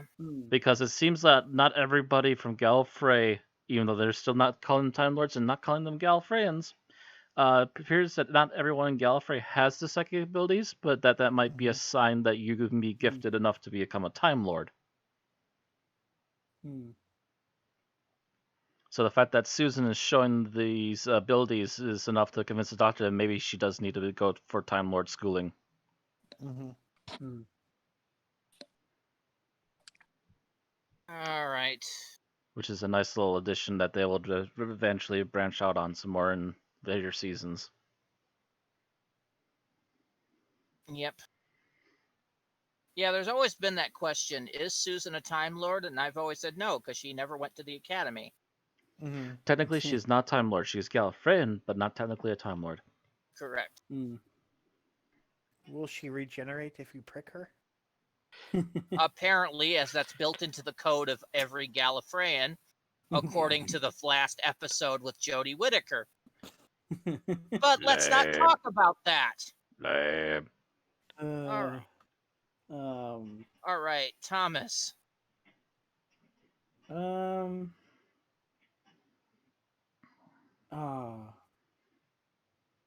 God. I was like, as I was actively watching this serial, I'm like, God, okay, let's see, what can I go with? Just because I feel like, and to be fair, I haven't seen all of the serials up to this point. I'm still missing a few. Or at least not so much, but just haven't watched them yet for whatever reason. So, as far as I know, this might be the first instance of it in Doctor Who, or it's just one of the earliest by virtue of being the like 7th serial overall. But the little moment, like pretty much while they're still on the TARDIS in episode 1, where the Doctor brings up offhandedly like an adventure from before the show started. Oh. Where it's like, yeah. oh yes, I had to get locked up on purpose because the TARDIS was up. Yeah, he brings up Henry VIII. Yeah. It's like you had to get locked up because the TARDIS was up there, and it's like, oh, that was before you two came onto this came along. So it's kind of nice. It's like even as early as the the 60s, they were giving offhand mentions to stuff that we had not seen and probably haven't unless Big Finish is and to the Tower of London. And to the Tower of London too, yeah. Tower of London just seems to come back every once in a while.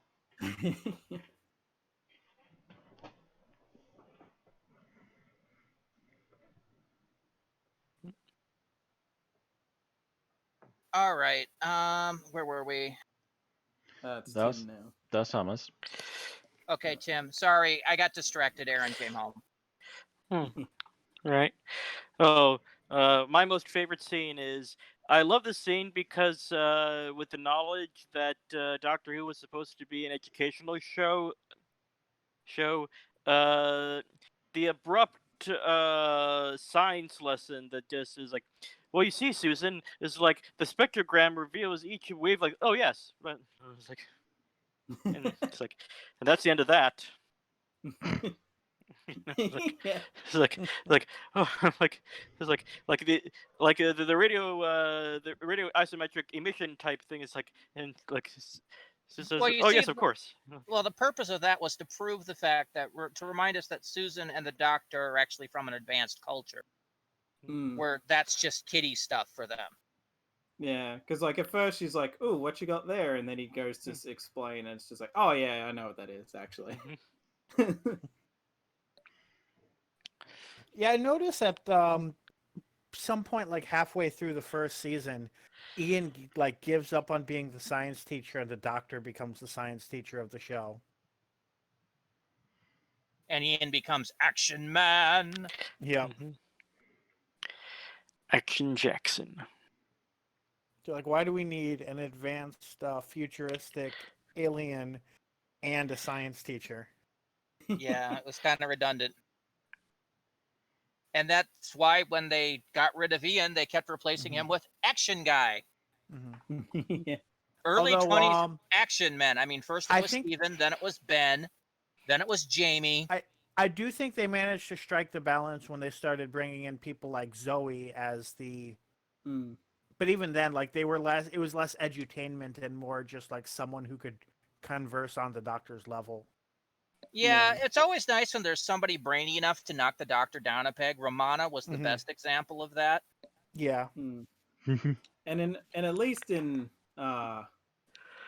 early Who, there'd usually be like the well, not so much obscure thing, but either something the Doctor either forgot or just didn't care enough to know. Yeah, people that would do that was Zoe, Romana, Nissa. Did Vicky ever do that? No. Vicky was more of the eager teen role. Yeah.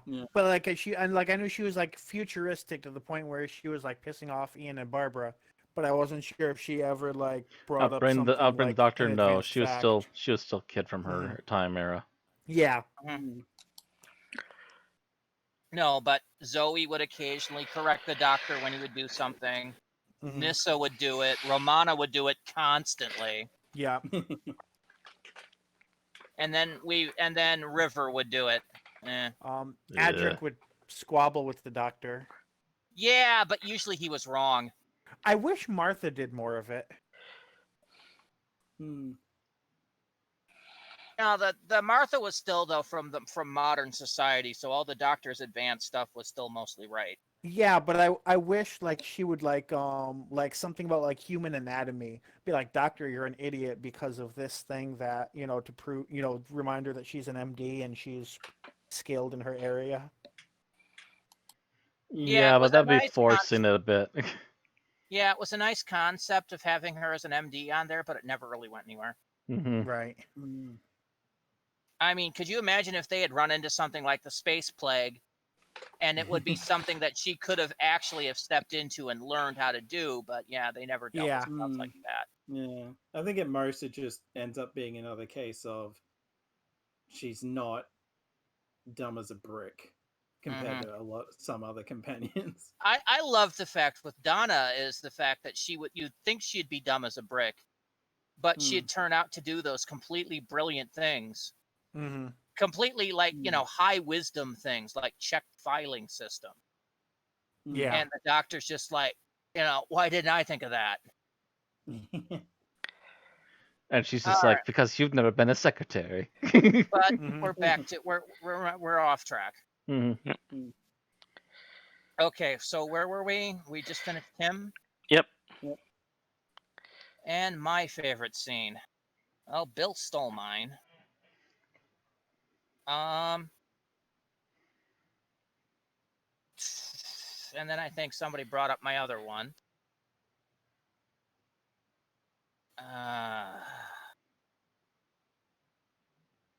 I think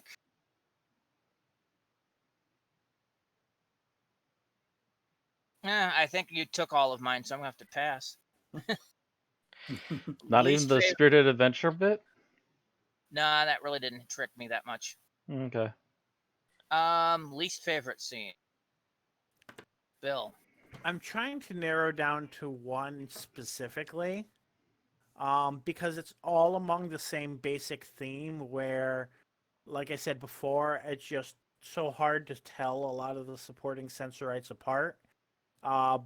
Any scene that requires you to know what two Sensorites are talking and they're not wearing a sash kind of falls in the same category for me. Or just like, I'm not entirely, I'm not going to be able to share what's going on. P on A and P on B, yeah. Right.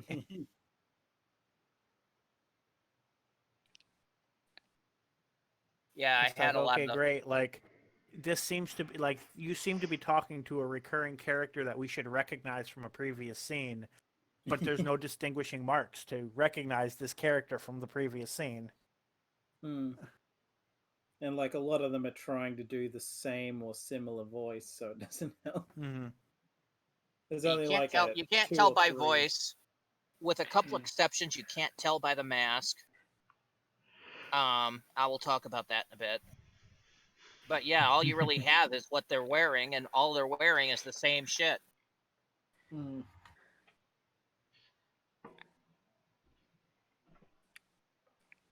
I wonder if that was a side crack at communism. Maybe. It was the 60s. Or that, or it was like a novel plot that just doesn't work as well visually. Either because or. I could see, like, I could see the idea of, like, as a script writer, writing it down and be like, oh yeah, this great idea. There's this telepathic species that tell each other apart telepathically, and they have no need for different clothing. And then you put it on screen and you're like, but the audience isn't telepathic. Oh, so some of them have stripes. What about the others? Don't care.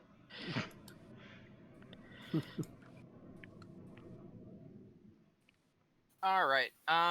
Matt. This one still haunts me. It's the first image I think of when I think of this episode because it's so bad it gives me the giggles.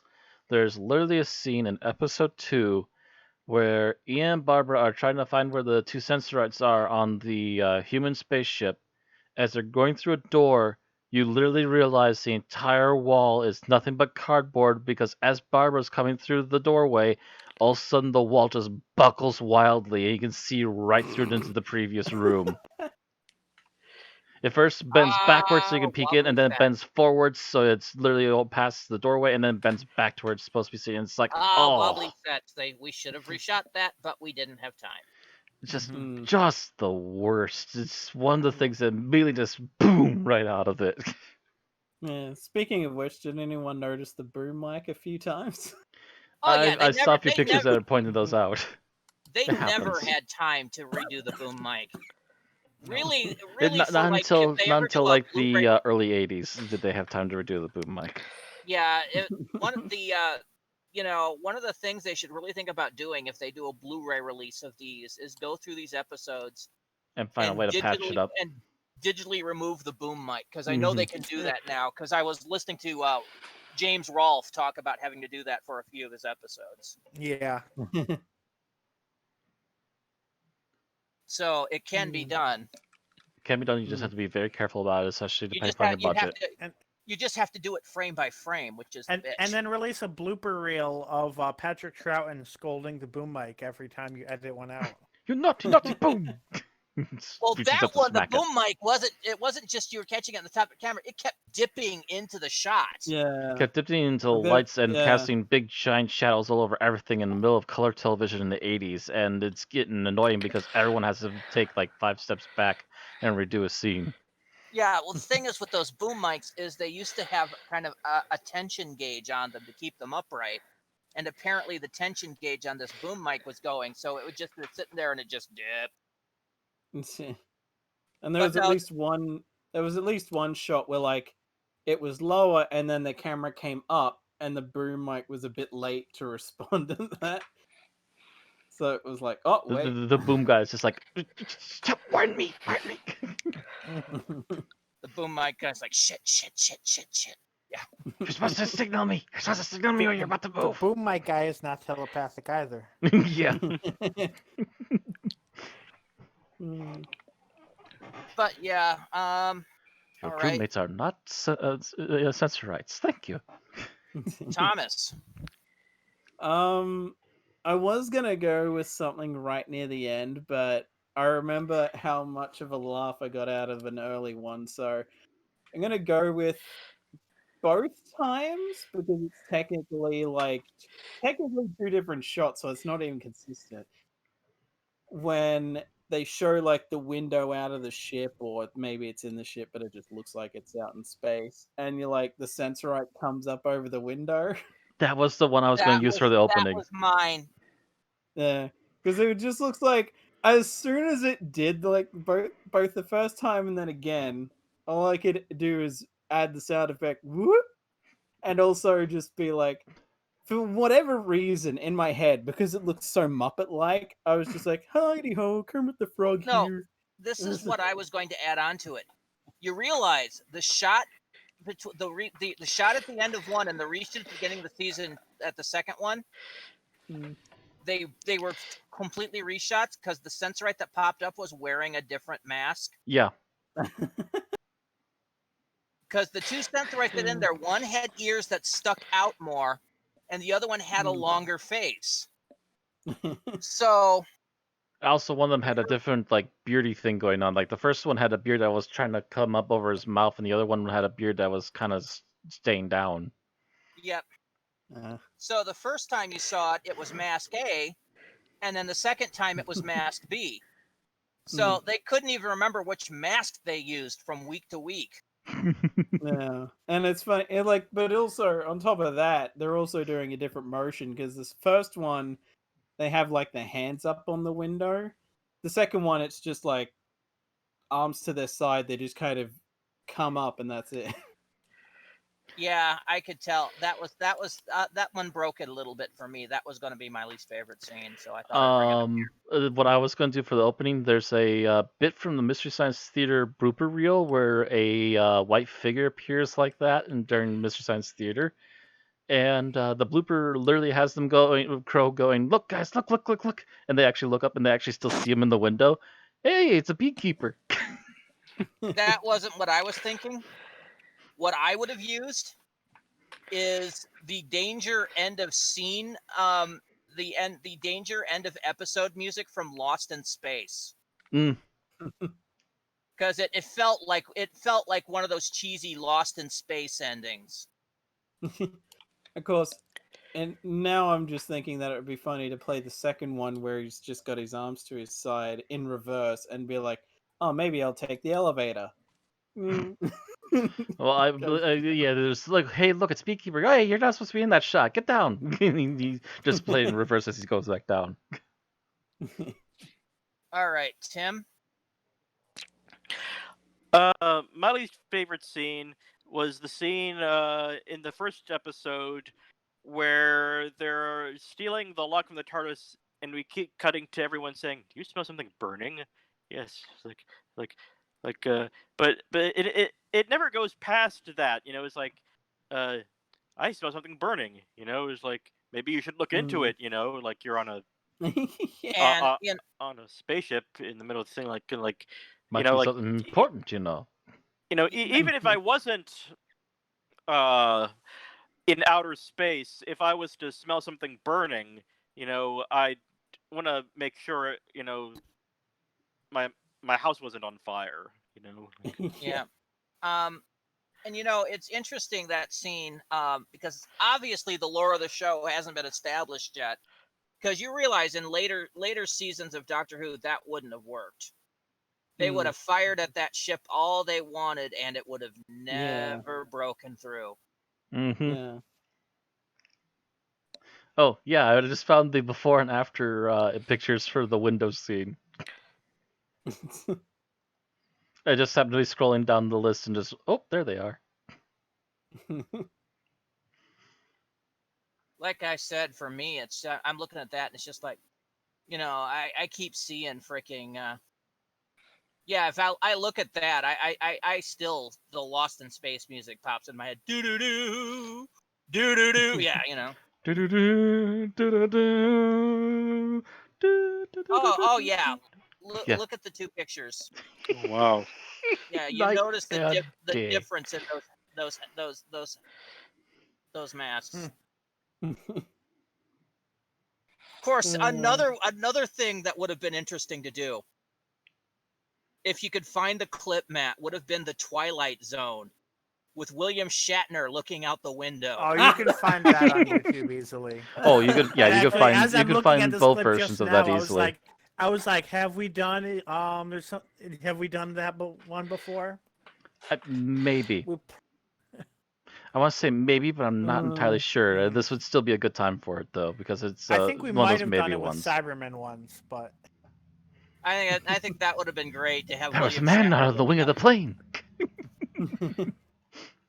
Stewardess, yeah. At least with the first one, it just makes me think he's just being like, "Hey guys, what's up? Like, what are you guys doing?" Hey, who's in there? Hello. And then the other one's just like, hi, I'm Earl. I'm just casually coming up here. Hi, how are you doing? No, the second one's like, all right, undress. Actually, I don't need you to. I'm just doing it Wow. with my eyes. It does. It looks like creepy stalker guy on a ladder.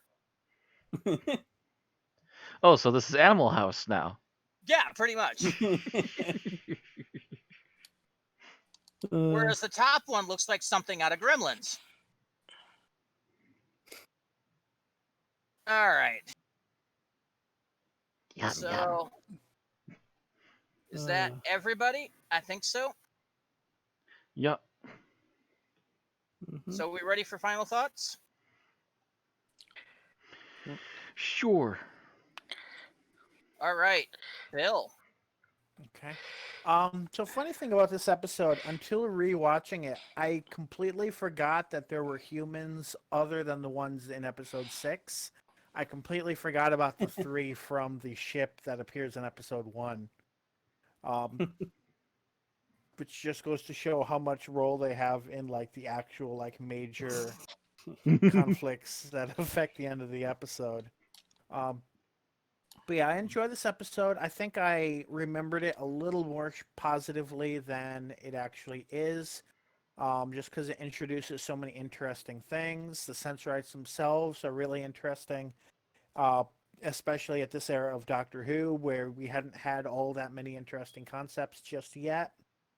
The idea of Susan and telepathy, where it seems like she kind of has so much more telepathy than the Doctor and actually, has a strength over him for once. And I think this is the first time we see a meaningful conflict between Susan and the Doctor as well. So yeah, there's a lot of firsts, a lot of new things in this episode. A few minor things that we've kind of talked about, which I consider mostly nitpicky, that don't really drag it down a lot. Altogether, I feel this is one of the strengths of the first season, and one of the episodes that helped transition the Doctor to really become the Doctor. With the exception of, and I think I forgot this because I chose a different least favorite scene, with the exception of the fact that the Doctor is still threatening Ian and Barbara with throwing them off the TARDIS at the end Like of he Random does Stories. at the end of it. Yeah, I'm kind of wondering. I have to rewatch the episode after. I think I was planning to choose that as my least favorite, and then I forgot because of all of the Sensorite on Sensorite action. Thank with you, that, Bill. Go ahead next person with that visual. That'll stick to the inside of your eyelids, which they don't have. I mean, rub your dome. I generally remember this one fondly. Most of it I still remember fondly. It's just that there's a few visual goofs. I didn't mention the particular scene, but there's a couple of scenes where Sensorites get really close to the camera, and you can see like there's an entire like mouth cut out of the mask, and it's just like, oh dear. And closer, I'm going to see the guy's lips beyond the beard. Just don't stop with the close-ups. But outside of the little visual flubs occasionally, most of this still holds up, I think, pretty well considering its age. And I love the fact that there's a lot of lore hidden in this one that they actually decide to revisit later on in subsequent seasons and different serials.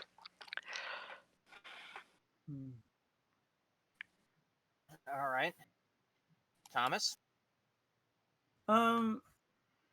It's interesting in a way to watch this knowing that the Ood were basically inspired by / a rip-off / whatever of the Sensorites, but still how different they are. It's like the same basic sort of non-threatening thing for the most part. But other than that, it's not a bad story by any stretch. I don't think I'd necessarily say it's great. It's either good or somewhere in the middle. It kind of depends. And this is one of the best examples of we only get one take in Doctor Who, because the amount of flub lines that there are is kind of amazing. You could make a drinking game out of all the lines. Normally the flub lines sail over my head, but even I caught them a couple of times. And some of the ones from the previous series we just watched were Hartnell just either. oof. I was gonna say. It's gotten to the point where I always notice it when he says Ian's name wrong. Like he says Cheston at one point. Well, I think originally that was him flubbing the line, and they just decided to make it a running gag. I know that authors, like after Hartnell retired, started making it a running gag when they started like novelizing him and such. I'm not sure whether or not it was like in the scripts or not. Well, no, I think it was by the end of the Daleks. He basically, there's a scene, they added a scene where he could turn aside, and Doctor, it's Chesterton. I know that. Right. And I think after that point, they started making it a running gag. Fair point. But yeah, it's like you really could make a drinking game out of the amount of line flubs, or like a bingo game where it's like, okay, let's see which characters actually flub a line, because pretty much everyone does at least once. That said, they cover it pretty well, because it's usually just like one little slip and then they'll just move on.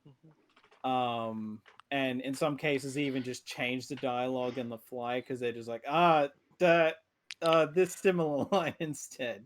They're going into the viaduct. All right, viaduct. It's official. The directors on drugs and the scriptwriters are on roller skates.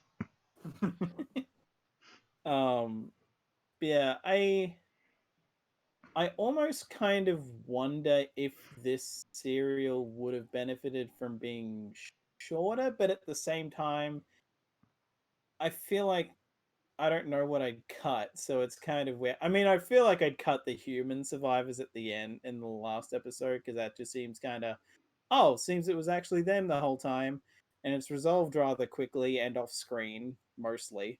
Like, they get captured, and then it's like, well, gee, that's the end of that, I guess. They're sending them to Earth, okay. Yeah, we kind of ran out of time, so that had to get resolved and introduced very quickly.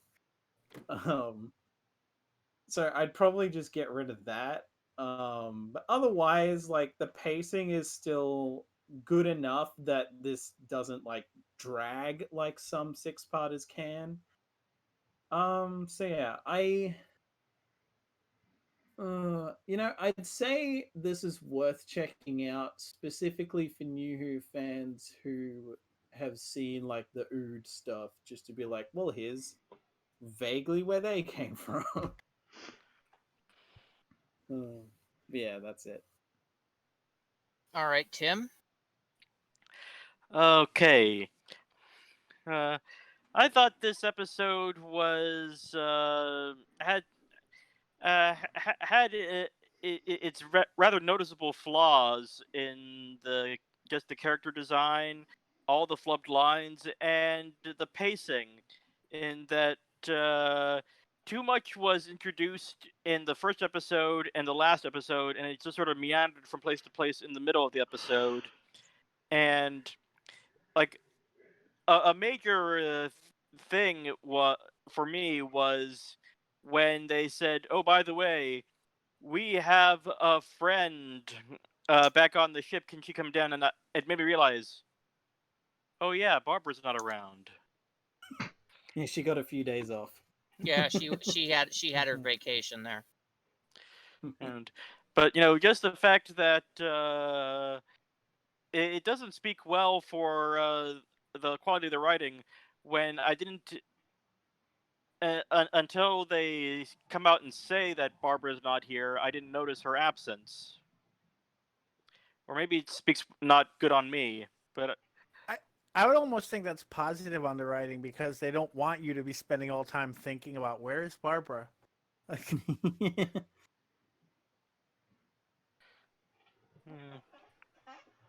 They keep you preoccupied enough. But I'd say this was a very uneven episode. So... Wow, that's pretty strict for you there, Tim. Yeah, well, I mean, it didn't make me angry, or it didn't offend me, but I found it rather hard to follow at times. I don't know what it is about me. Everything you guys find hard to follow, I'm fine. All right. So for me, this was an interesting one for me because I never saw this one back in the 80s. Apparently this one had been lost but was refound in the early 90s. Okay. I was gonna say that's weird because I've seen it before. Yeah, well, I'm talking early 90s. Mm-hmm. Like 93, they found this. Or they managed to restore it from like the Australian version or something like that. But it was never on TV when I was watching it when it was on public television here in Wisconsin. You would literally bounce from the Aztecs to Planet of the Giants. And you get the Dalek invasion of Earth. I think the Rescue was found later because I think after that it would go to the Romans, the Web Planet, the Chase. It would bounce around a lot because I know pretty soon I was looking at the War Machines going, who are these people? But anyway, I had read the novelization of this years ago, back when I was collecting like every freaking Target Doctor Who book I could answer. And I had read this at least once. So this was my first time actually seeing it as an actual episode. And some of it I was impressed by. The masks I was not too impressed by. I don't know. I just found them a little stiff. For 1960s, there's worse. Yeah, I know, but it was like I'm looking at that going, okay, yeah, that's really kind of paper mache there.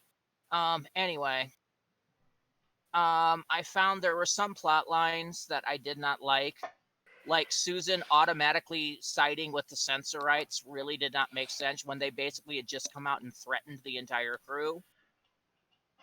Yeah, it almost makes me feel like they were trying to deduct her brain and just take her off. It's just like, wait, no. Yeah, okay, I'll go with you. No. No, yeah, Susan, you're being far too trusting, just like the Sensorites themselves. The whole trust thing kind of did not work as a plot line. Trying to tell the Sensorites apart was an issue.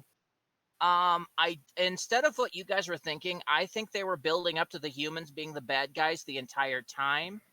But the city coordinator or the city administrator kind of stole the show and wound up eating more time than they planned. Possibly. And so suddenly they're like, "Oh my God, it's the last episode. We have to finish this plot line that we kind of forgot because we fell in love with writing the city administrator." Yeah. All in all, not the greatest episode. It's not the worst. I mean, it's not the Web Planet by any means. But it's never going to be on my favorite episodes list. Anyway, let's rate this puppy and put it to bed, shall we? Mhm. All right, Bill. I'm thinking 4.5. Seriously. Matt. I'm actually right there with Bill. Wow, after your criticisms of the sets and such, I was expecting a little more. No, harshity. the sets and the makeup effects, that's like once an episode there's something that went wrong. The rest of the time they're usually pretty good. Anyway, Thomas.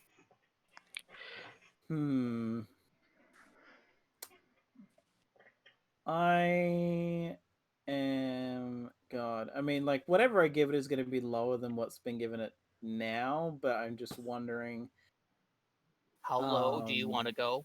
You know what? I feel like as many flubs as there is, the acting is still good enough that it elevates it. And as I said, it's like it's still paced fairly well. I mean, it kind of falls to shit in the last episode, but I'll give it a 4. Tim. Okay, I know this is going to shock people, but this episode was just like not very engaging for me, so I'm gonna give this a 3.5. Wow. And I'm right down there with Tim. I'm giving it a 3.5. Which, all in all, makes Thomas correct, as it averages out to a 4.0. That'll put it. That'll put it on par with last week's episode, The Aztecs. Wah, wah, wah, wah. Coming I in do at love that 158 out of 341 things reviewed, so just a little above half. It is on par with The Aztecs, as I said. Good Man Goes to War, Attack of the Cybermen, Runaway Bride, Vengeance and Barrows. Does this list sound familiar? Heaven Sent, Terminus.